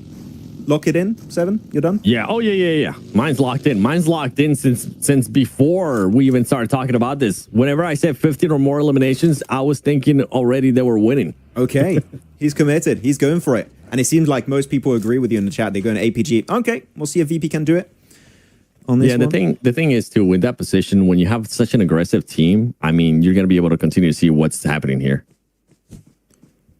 Skyforce doesn't fall far behind, though. I mean, Skyforce right now, 9 eliminations for the squad. VP is just going to be chilling, Max. If anything, this is going to be a resemblance of what happened in the first Erangel. Yeah. Where VP is just going to be waiting for the long time, waiting for the right opportunity, and we might get APG versus VP again. If VP get a win here, it's going to be a very low elimination win, for sure. They're going to get less points than APG, despite getting that chicken dinner. Oh, great spray from Sancha. 3x scope on the M4. At that kind of range, though, ASM Abakan is not as good either at the M4. M4 there just beats the ASM Abakan every single time. So this is definitely the best weapon to have. Scar, though, in the hands of IC with a 4-time scope. Hey, you're getting some picks in the chat, too, for VP. So some people are arguing with you, but as you mentioned, yeah, most of the chat was thinking of APG, especially with the way they're currently playing. 11 eliminations. I'll say it again, Skyforce really happy with the amount of elims they've been able to put up so far. Godless is going to be the player that's already eliminated. Oh, I see. Yeah. With the nasty Molotov. Have you seen what also... I'm not expecting that. They're going to be fully centered here. Yeah, APG, very smart. Push. APG don't have the third party because this position's not in circle anymore. They're like, we're not really interested. We're just going to play circle. Even if you win this fight, we're just going to wait for you at the next step of this game. The Alcadzia, here you go. The push is going to be sent by Skyforce. Riley, Icy in the building, looking to use that nade and Molotov. Can they get the knock on pre-pod? Not quite, but it's a damn good attempt. That nade, though, the counter of Neos is going to be massive. Now, actually, APG are going to third party. They're like, this is taking too long. We can't wait. We want every single elimination in this game. And Zyol, he's popping off with a Molotov. He finds Icy, Skyforce, Alcadzia. They're getting absolutely destroyed on this mountaintop position. And APG looking like they're having the most fun in the world on this match. And I'm glad APG decided third party right there because of what you were mentioning. This squad was just taking on too long to finish off this fight. Meanwhile, Alcadzia was able to defend perfect. The push that happened at the start, I think Sanchier from Skyfall ended up just going for it a little bit too much, ended up overextending a bit too much without any scouting there, without waiting for his squad, ends up paying for it. And oh my goodness, bad boy, what a nasty nade. Can you switch it around? And he gets pre-pot as well. This man is disgusting, and this is the player that you were saying that he could be in contention for MVP from what you saw in the first 3 days. 1v3. Come on, hit it on Freezer. Oh, that's going to be a bit short. He does flush it, though. Find it. Confirm those eliminations, because why the hell not? APG just flexing that they're a military island-based team, right? The gatekeepers from phase 2, from phase 2 until this very point of the game, actually, they've just been holding the edge of the circle the entirety of this game. And now it's APG that really the only threat is Virtus Pro that do have a hovercraft, by the way. And then you have a bunch of solos for Dagestan, Arcred, and Freezer from Alcadzia. But VP doing a bit of a setup play here in the distance against C7. They're going wide for the angles. I think their game plan is to wait for the circle to push all of these players off the mountain and just pick them off. But VP, you're very split. A knock would make your entire game plan fall apart. Yeah, they are going to be very split, though. But as you mentioned, they're just looking for players to be open on the way down of this mountain and then just pick them apart. The thing, too, for APG, they need to be careful not to get a little bit too crazy here, because it did end up happening, the pushed out from VP. It ended up happening after the APG player, I think it was Seoul at the start, getting knocked. And then VP is just so damn aggressive, too. Look how quickly they're wanting to close that gap. They didn't want to be passive in that compound, Max. They wanted to take their fight to some of their squads, and now they're fighting Dagestan, and now they're going to be switching their focus here to APG. VP being super aggressive, and I love it. No, I don't love it, Seven. You're in nade range. You're in nade. This is a horrible position, VP. Get the hell out of here. You have circle. Reposition right now onto Malloy. This is a terrible misplay from Virtus Pro. You have the perfect setup. Voston is going to be stuck behind that tree. I think he's going to be picked off eventually by one of the players. He does spot Reefus as he tries to transition away from the mountain, but Dog will punish that play instantly. I think VP here maybe gave away this game by getting way too close for comfort, and now VP are just struggling to hold the front up against Alpha Gaming. You're right. Yeah, I didn't notice it was more than just one player there. Oh, Milky Way doesn't move at the right time. And now it's just going to turn into a 3 versus 1 there on VP. APG looking like they want to just close out this game with the win. Make sure to get all those eliminations. And we said it, Max. 15 eliminations, looking for the number 16 for the squad. As Reefus is going to be the only player that ends up getting eliminated. Hey, we called this perfectly, almost to a T. 18 elimination game? I really thought it was VP only sending one player. I didn't see that second player up there too. I thought they were doing a 3-1, and there you go. APG closing it out with the win. If there was any doubts there after what we saw from this squad at the start in Rondo, they're able to shut any doubts and just throw them away because this team is looking to be the champions once again of PMSL CSA. Alpha Gaming here, Seven, giving us a little taste of what to expect for the rest of this grand finals, and such a good execution. And they were proactive this game, right? From pretty much phase 2 onwards, they were gatekeeping the Western Coast, wide rotation on the northern side, gatekeeping a few other teams up there, third-partying that big fight between Alcazia and also Skyforce. And look at all of these players, Top and Doc. The new fragging duo of this team, man, is on absolute fire. They're 7 elims apiece, 14 eliminations for the squad out of this duo alone. It's crazy stuff.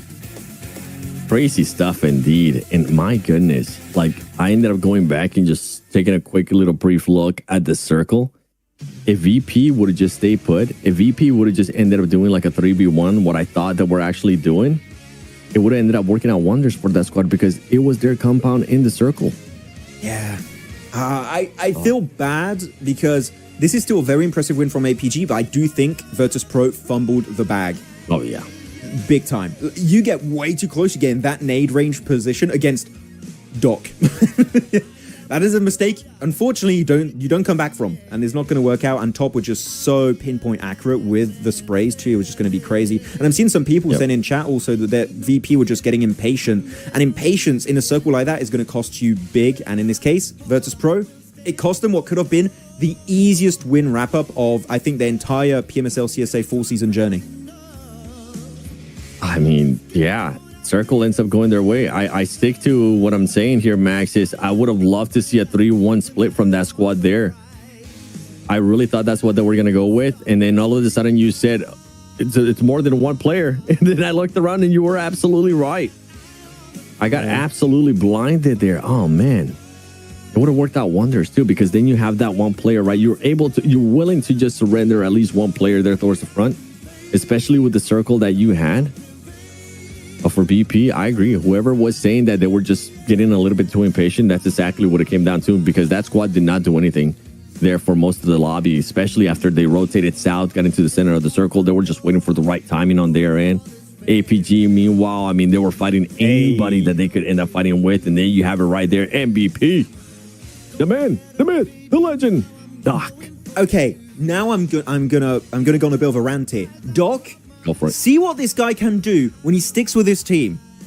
Like, come on, man. That was an absolutely beautiful game we just witnessed from APG. One of the best games I would say we've seen in PMSL this year. Like, that was so well executed from minute 1 until minute 24 of that game when they wrapped up with a win. So well executed. If he just does this more, Doc might not be MVP, Top might be MVP, maybe Rufus, I don't know, but they could win global tournaments, man. This is what peak APG can do. Genuinely. It is. It just comes down to the squad staying together. If Doc can actually stay within this team, if Doc can play with the squad, this is what we're going to be able to see. Doc overrated, it seems? No. Hey, Mongolia all over the place, though. No Dog, way. Top, Godless, Icy, and we got one player from Arcred here in the middle with Bad Boy. Hey, Mongolia on fire. And it was one of the players that you were talking to me about it earlier. Yep, Bad Boy. Bad Boy being able to put up those numbers. And boy, did he put up those numbers too. And not in an easy way, because he was by himself. 28 points, APG. 18. 28 points, and then you go down second place, 11 points. It's not even half. It's less than half currently. So, yeah, Skyforce, VP, also, despite getting second place, don't have too many eliminations, which makes sense. I'm not going to fault VP for not having that many elims because of their compound. They couldn't get directly involved in too many of those fights. I think they should rely more on the placement points than the elims for a game like that. But now, checking out the leaderboards, who's on top? It's going to be Virtus Pro, despite the huge amount of criticism. They're number 1, but they're tied with Alpha Gaming. And this is what I was talking about in regards to some of this squads. Brute Force, I said it in the last match. More than likely, after this match, they weren't going to be the first place just because they were trending to go down. They weren't really trying to keep players alive. They weren't really playing towards the late game. They were just living off what they were able to do earlier in Rondo. VP passes them there with 45 points. APG, I mean, they're both currently tied with 45 points. Hora somehow staying there towards the top. One squad, though, that we're not seeing here in the first page, Max. Don't say it. And at what point am I going to hit that panic option, that panic button? Don't say it. Inner circle. Oh, he said it. Chat, he said it. Ban him. Ban him. No, but it is true. Inner circle. Keep getting caught off guard. They went for a big send from Ferry Pier across the water early on, and that's because of the setup of APG, right? They're just able to instantly shut that down. And though you're not going to make the rotate, you're not going to be a threat, they make sure they get rid of those threats. They become a major issue of this game. And one of those issues would have possibly been Inner Circle. They're in 15th position right now. A team that was contending for the championship in spring, 7th place in the PMWC Grand Finals, is struggling on the opening day of their regional finals. Now, Inner Circle, it's not game over. As you said, it's a very small sample of games here, 7 earlier, right? It's 4 games done. But this is scary, and I'm going to start having to hit that panic button in the next few matches because this is not the start we wanted from this roster. Is it too early if I hit the panic button now? That's a hell of a difference, bro. Like, you got 12 points, currently sitting in 15th place, right? This is why I was, in a way, asking earlier in regards to PMGC points, how they were looking when we talked about Pakistan overall. Because, yeah, they could still end up putting up a good performance. They could end up with 20, 25 points, right? They'll be able to just jump up. But I'm looking at the consistency. That's the main one that I'm going to be kind of worrying about, that consistency for the squad. And this is not how you want to start a tournament whatsoever. Damn. I mean, yeah. 1 placement point, too. 1 placement point is wild. It's definitely not the start that we're hoping for. I think this is an opportunity, as this game is now done, to have a bit of an interaction with the chat again, because there's a lot of comments during that game. Do you guys have any topics, questions, things you want us to talk about? Ask us questions, chat. Ask us all the questions. Yeah. We don't have any slots for Mongolia teams. So we do. Mongolia is in the Central Asia PMGC points ranking. So, like, they're also clashing with other regions. But Mongolia have their own, but it's just mixed. As compared to Pakistan, they have their very own. And same for Uzbekistan, they also have their own PMGC's point ranking. Yeah, I love what Suez Gaming said there. Max, if DOS sticks with the team, they win. Yep, we've been saying this since last spring split. This is how long we've been saying this. Yeah, see, I just hope we can see that during PMGC, because it's pretty sure they should make it to PMGC at this rate. Oh, yeah. See. Where should Doc go? I'll be shocked. Stop capping. He's asking an interesting question. Where should Doc go? Wherever the team goes. Or not too far away from the team. Literally, you should put a limit. You can't go more than 100 meters away from your teammates. That's the limit. 100? That's not too much. Yeah. You'll see him sometimes 250, maybe sometimes 500 when he's going real Doc mode. Yeah, I think 100's fair. I'm with you. 100 is fair. How are PMGC points calculated? As Darth Rake. I think it's based on finals, right? Yes. PMSL finals only? Yep. Yeah. In a circus. No. Actually, funny comment Max, there. No, Max. That's our pick. It's just a funny comment. Come on. Hey, that's not mean or anything. That's just a funny comment. Come on. You got to be able to take on the chin sometimes. Why no Niptura? Because there's no team spirit. We asked her and she was like, nah, there's no team spirit. I don't want to be here. Check it up with her. I don't know. We're in S2G tried to pick up one of the players from Team Spirit, but then due to the new rules, it didn't end up working out. I can't remember the name of the player at the moment. Nomi. Yeah, there you go. Yeah, actually, he got asked in game by the owner of S2G. I think he sent him a bunch of gifts and he's like, hey, you want to join the team? But because of the PMSL rules, apparently he couldn't join in time for PMSL. Maybe next year. But then who would be sub? Nomi would be sub, I guess. Because you have such a good roster on S2G right now. You have Solke, Icy, Hamsi G, Kalse. I don't know. Like, I just want to see SCG with a squad, with a set squad, okay? I feel like they've been having so many changes. Every single tournament, there's always a change for S2G. I don't know if I'm correct in saying that, but that's what it feels like to me, at least. I mean, they had Sada. They switched from Sada. They went somewhere else. Switch again. Before they had Coops. Coops left. It's like an insane. How many changes? How many roster changes can you have in 1 year? I feel like that's what they're trying to go for right now. That's we're gonna be jumping into Miramar. You know what, chat? Before we even see the playing pad, before we even see where the circle is gonna be going, what do you guys want to see here in the first Miramar of PMSL CSA Fall Split Finals? What team will surprise us? I'm hoping Inner Circle. Me too, bro. Please. I'm kind of hoping Inner Circle, but I feel like I'm making it worse by consistently saying their name. Isn't a priority for Mongolia over Uzbekistan and Pakistan? There's no priority, Slimani. They have their own regional slot, so like they don't clash with one another. It doesn't make sense for Nomi to go to S2G with this roster. Why do you think that, Peppa? Give me some more context. We do get the playing path here. VP. We go into Minas del Sur, Valle del Mar. Ooh, maybe some Partona. Roll those R's again. That was great. Hey yo. Hacienda del Patron. How would you say that? Ooh. Hey, you can roll the Mars too. San Martin, Hacienda del Patron. Water treatment. Now, I actually just realized that one doesn't have... Yo, that last one's wild. I just realized, wait, that doesn't sound like the other compounds. Actually, that doesn't work. La Cobreria, there you go. Now I can roll the R's there. That makes sense. Water treatment. That doesn't... That was... Hey, yo, you're on the roll today, bro. I was going north, and it was the one north of Hacienda after that. There's actually, which one? Truck stop, you shouldn't do that.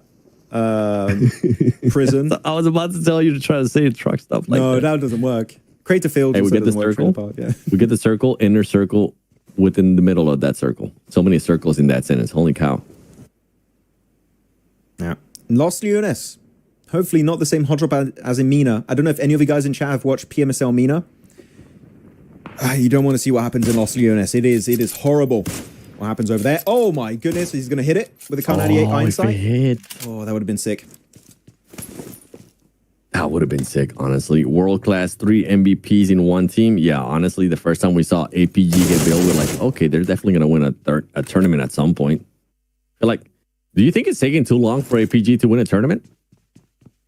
I feel like that is a solid and a valid question too, because when they were coming in, everybody thought, okay, they're just gonna start winning everything. They take too long to win a tournament, you're saying? Yeah, because expectations were so high for this squad, right? I mean, what do you mean? Like they need to smash and end the tournament sooner, or like we were expected? Technically, I guess they won PMSL CSA Spring, so that counts. Yeah, I mean, they kind of won 3 seasons in a row. Some players, not the same roster. It was 4MV before. Yeah, no, I'm thinking maybe Global. I think I was just thinking PMWC. Oh, I really wanted them to win PMWC. Yeah, but the docketing happened, so we know why. I think that's why I'm so salty. I think that's why I get salty at some teams, Max. Because when I actually really care about them, I'm like, dang it, fix those little mistakes. Yeah. Maybe that's why I'm so hard on or I'm so I critique Team Soul so much at the moment because I really want Team Soul to do well. They could, if they prepare properly, check the VODs, all that stuff. We'll see. Yeah, I saw Max Man hot drops back to those hot drops VJ and Mina were brutal over there. Early fight happening, Mad Balls and 4 Yonkos. They might get the flush on this one. Okay. Oh, good SKS shots with the 4X scope. Doesn't quite get the knock, though. The SLR, actually. Don't see that one used too much, but I think they're underlooted, so they don't really have an option. You know what other one I was thinking about, too? PMGO. That's what I was thinking about. Oh, when he got global MVP. Tournament. Yeah. I mean, PMWC too. I was like, okay, yeah, there's PMWC. There was one more PMGO. Yeah. How many global tournaments is enough to be like, okay, maybe now they should be winning at least one? I guess for the whole year, all 3 tournaments. After that, if they don't win, they're like, okay, they're maybe taking a bit too long. Since PMWC last year, but it was different roster. It was old 4MV, right? Yeah, different roster. PMGO was the first time we saw that roster. I would say since PMGO, yeah. We should have seen them win at least once. Do you think? You're getting so close. Do you think WBG can win PMGC from Oblivion? PMHI champs, PMWC runner-up. No, so the reason why Weibo will never win an actual global, just non-invitational, is because Suk is cursed on the 2nd place. He'll never leave the 2nd place rank. I'm so sorry. I don't make the rules. It's literally, if you guys check the rule book of PUBG Mobile Esport, it says officially Suk is not allowed to be number 1. And even if you had more points, they'll just put him back to 2nd place. That's a joke, by the way, guys. Please, thank you for... You know, there's somebody out there that was like, just looking around. Like, so unfair. Is this an actual thing? This isn't fair. What did Suk do? He just played the explosive bow a ton of times. That's all he did. Toxic Thor says, to be honest, Skyforce are disappointing. How are they disappointing? This is the first time, technically, that we're seeing Skyforce at PMSL. Yeah, but they've got really good names on the team. So, like, in terms of individual expectations, I understand why you would be like, I thought they'd be maybe top 5 or top 3 by now. Like, I get it. Yeah. But I think that expecting a team that was put together before this tournament to just pop off right out of the gate is maybe a bit unrealistic on day 1. You know, I think just give them a little bit of time. Day 2, day 3, there's definitely some room for comeback. And currently they're in 7th position. They have a better comeback potential than currently Inner Circle, which is a favorite. Oh, yeah. Nah. I'm not giving up on Inner Circle yet. Wait a second. I'm still with Inner Circle. I think they still got time to come back. I think it's still close enough. Now, if for some reason it does stay within, what is it right now? 33-point lead between Inner Circle and first place. If it stays at 30 points, I feel like that comeback's going to come out to be a lot. The percentage is going to be a lot lower, especially going into tomorrow. Somebody asked, this lane said, what do you think about Mafioso being benched? That was expected, to be completely honest, for me. Because Mafioso kept doing those same mistakes that he did in the past, especially in 2023 or early 2024.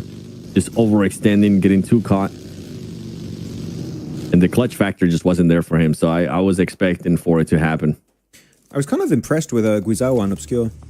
How they... Obscure did great. They're good players, but like with Alpha 7 not going to be able to perform on the same level. But Guizawa was... He was MVP, right? At the end. I need to go back and check. But Obscure, when he came in, was playing great. And then for Guizao, he was putting up good performances even in the phases. Phase 1 and phase 2. Oh, yeah. That's great. So we're putting up numbers right off the bat, which is usually what you want to see, especially with the current meta.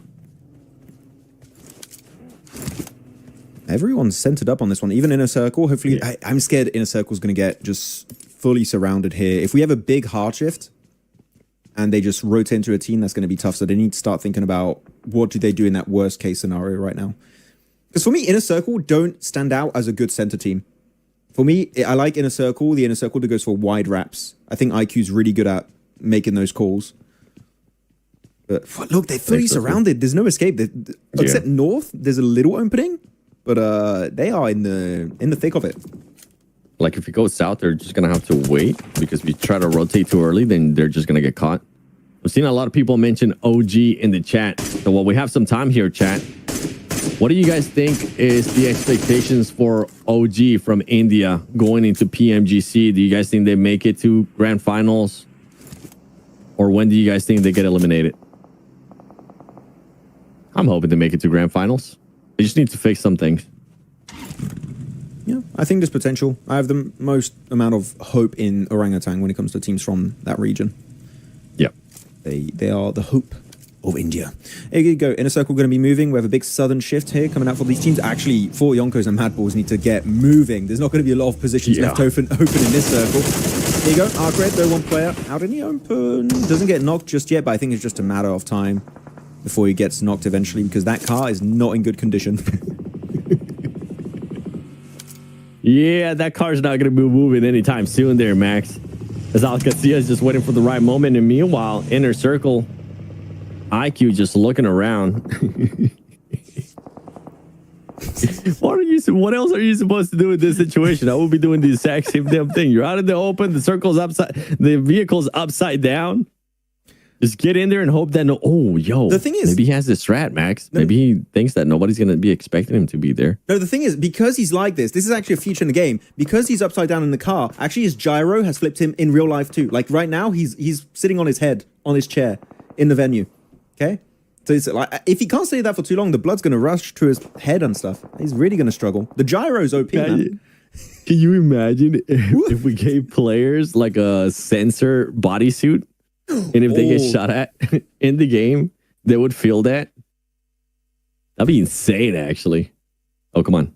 He's trying to. He's not going to. You gotta do the turtle. Go back and forth. He's hoping he gets picked up by his mates. Yo, Leon. Memes by K. There you go. There's your clip for the thing. Oh. Top. Yo, Top is going to be the one that's far away from his squad. And he's going to get eliminated. This is weird. Bye-bye. It was not Doc. That's not Doc. Wait a minute. Is this APG? So, who's that? It's Fine V. This Stalwart 2022. What's happening? Falcon. Yeah. Where's Scry and Pika? I lost him. Where's Action? Get him out of retirement right now. We need him. That's a really bad one. What is a bad one, Hamad? My joke? Yes. Why is Inner Circle even here? Because they're good. They're just having a bad day. You know what, chat? Inner Circle is doing the God L strat. Gonna make a comeback. Oh, Godlike. But they're actually gonna make a comeback, though. Yeah. The thing is, I'm a little bit scared. One thing that is rough when it comes to Smash rules, and I think that we can all agree on this, is that you never know when day 3 is going to end. Meaning, if they remain in this position until the end of today, and then we have a Smash on, let's say, game 2 or game 3 on the final day of the finals, there's not that many games left for them to initiate that comeback. Genuinely, it is scary that if you're in the worst case scenario, Inner Circle might have 50% of their games already ruined by this first day alone. Yeah. And I think this is why I was saying earlier that if we end the day and that point lead to first place is 30 points, I think that's when I'm going to be really hitting that panic button, as ASIA doesn't want to make sure that they don't have a 30-point lead to catch up to first place, because this squad's not going to be relying on PMGC points, at least not from what we've been able to see, at least not on the current standings, and they're just going to be taking the fight, and there you go. Acrid's going to be going down. Acrid. Man, Acrid's another team actually not having a good performance here, Max, today, because that's your third place squad.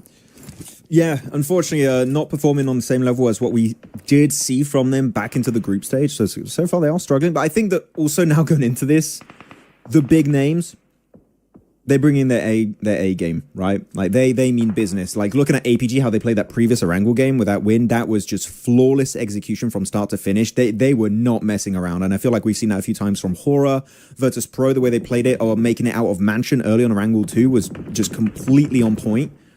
So very small room for mistakes. And Arcade, I feel like, did go for these splits sometimes and lost players very quickly. And it's a very unforgiving lobby now, because any mistake is instantly going to make you lose a player. And as a 3-man squad, man, those wins, they're not coming your way. Yeah.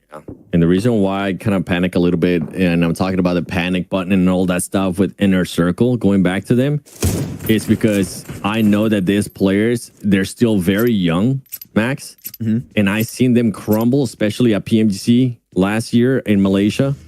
They kind of started getting into their heads. It happened as well at PMWC. And I just don't want to see that happen here in this situation before we go to PMGC. If they even qualify, honestly, because this performance continues, then you start having to raise those questions. Can they even qualify from their PMGC points? Even though they have such a big lead, anything can happen here, right? Yeah, I mean, for sure. It's going to be... It's a very hard region, again, to predict. Anything could happen. Your second day, I think you have some teams that are going to get a bit desperate. Teams at the top maybe getting a bit more oppressive to assert that dominance in this lobby. You're going to get picked up by an M249, actually. So APG in a full-on clash with Brute Force in the leaderboards. Well, leaderboards in the elimination feed. But APG really suffering and actually losing 2 players. They lost top earlier. They lose Yol, now down to a duo. It's going to be Reefus and Doc.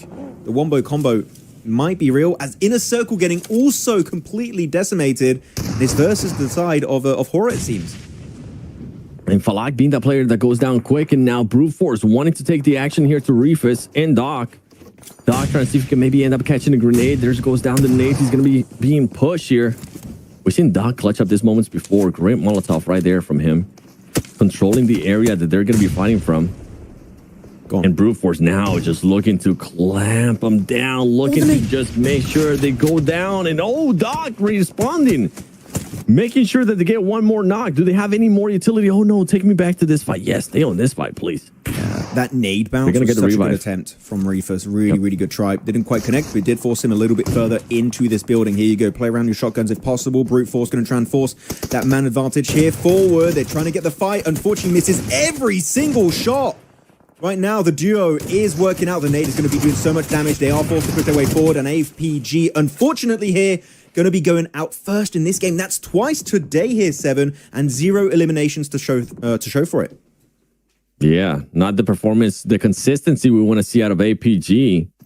But luckily for them, whenever they do put up good performances, it has been some massive performances. But everything's so close, man. Like, anything can change here with just one game. And I feel like this is going to be the storyline going for the whole tournament as well, man. Some teams are just going to be bouncing back and forth. And it goes to just what we've been talking about, saying how unpredictable everything is within the PMSL CSA. It is. Like, you don't know. Look at that. APG just losing a fight like that. Losing players very early on. Very unlike them. At least in a circle, still keep 3 players alive. Horror able to get himself some nice angles, getting 1 elimination in this game. But CIS, again, CIS, it's been proven during the group stage, even during these finals, are looking incredibly powerful. Virtus Pro, Brute Force, Mad Balls, Dagestan, Al-Qadsia, Go. Like, they're all relevant on the first half of these leaderboards almost. So it seems like the other regions like Mongolia, Pakistan, Nepal are so far getting outshined. They're not doing as good as them. I was like, how do you decline that one already? You said it right. Yeah. Outshine. They're definitely getting outshined. And Brute Force, I'm happy to see them being able to win that engagement against APG. And the thing that I'm most happy about is that they were able to do it without losing any players. That was one thing that I was a little bit worried about with the squad. And why I was thinking that they were just going to keep going down the leaderboard. This is a good response from them. And this is what they need, because we really haven't seen much out of Brute Force besides what just happened with APG. Unless we go all the way back to Rondo. And that feels like an eternity already today. It's been a while, for sure. The elimination feed's still going to be quite active, it seems. Phase 5 is going to come up. That's when we're going to be doing our typical prediction game, guys. We'll see who's going to be taking home this dub on this first Miramar of the finals for CSA. But center of the circle here, 7, it is completely unplayable. No man's land over there. You go there, you're instantly going to get completely surrounded. You might survive in a dip, but when it comes to actual potential of winning a game, you don't want to play center currently in this match. And because of that, actually, I'm kind of looking on the teams that are on the edge of Los Leones. I'm looking at I8. Yep. I think Mad Bulls have potential, maybe even Al-Qadsia, and for Yonkos if they rotate southeast, depending on where Phase 5 goes. But currently, Los Leones teams could have a really good potential to make that successful transition from city to open land. Yeah, I'm looking at any teams that I might want to pick. If we were to do predictions right now, I don't even know who to go with, to be completely honest. Okay, now that we at least have a circle shift. Even on this one, Konina Power hasn't really shown me that much today, so I wouldn't be just instantly picking them, even though they do have an area to work with within that circle. Which one would you be looking at, Max, in regards to that circle? I'll wait for this fight to break out, and then I'll show it again for the viewers so they can make their predictions. But actually, this is going to be a very important fight to the West. Brute Force, yes. Regicide. Whoever wins this fight has pretty much, like, what, 25% equity in this circle to hold on to. Yeah, a lot of room to work with, too, because VP, they decided to back off as well.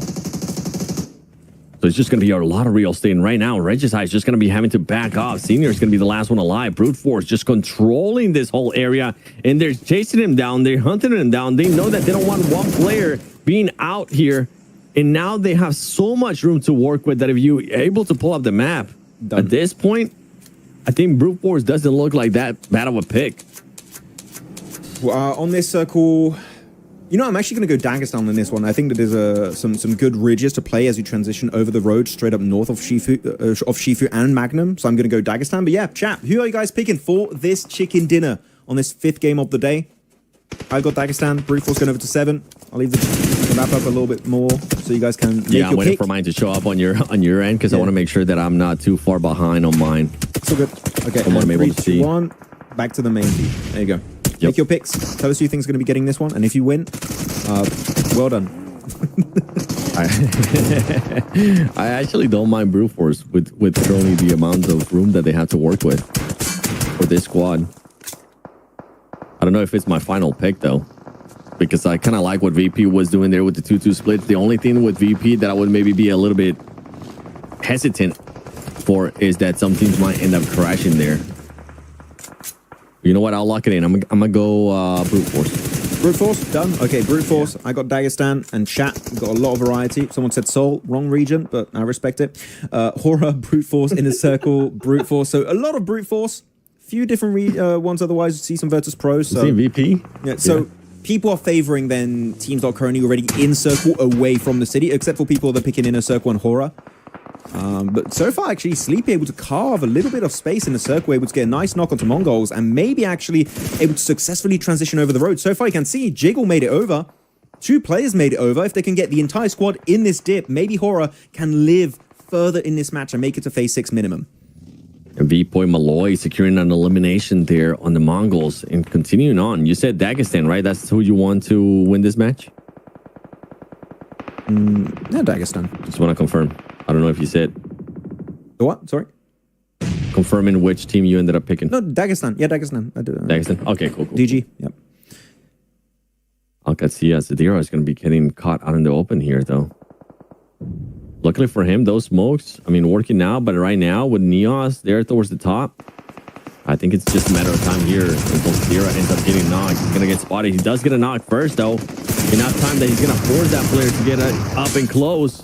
This could be an opening for some of the other players from some of the other squads maybe nearby. Try to third party this. And Dagestan trying to do just that. They do end up losing Sadira. And Alcatsia just looking to see if they can maybe recover those players that were knocked. They will be losing 1 though. There you go. Horror. They're making the move. They're trying to get away. Away from Inner Circle, away from Mad Balls and Mongols and VP angles. They want to make that cross over the road.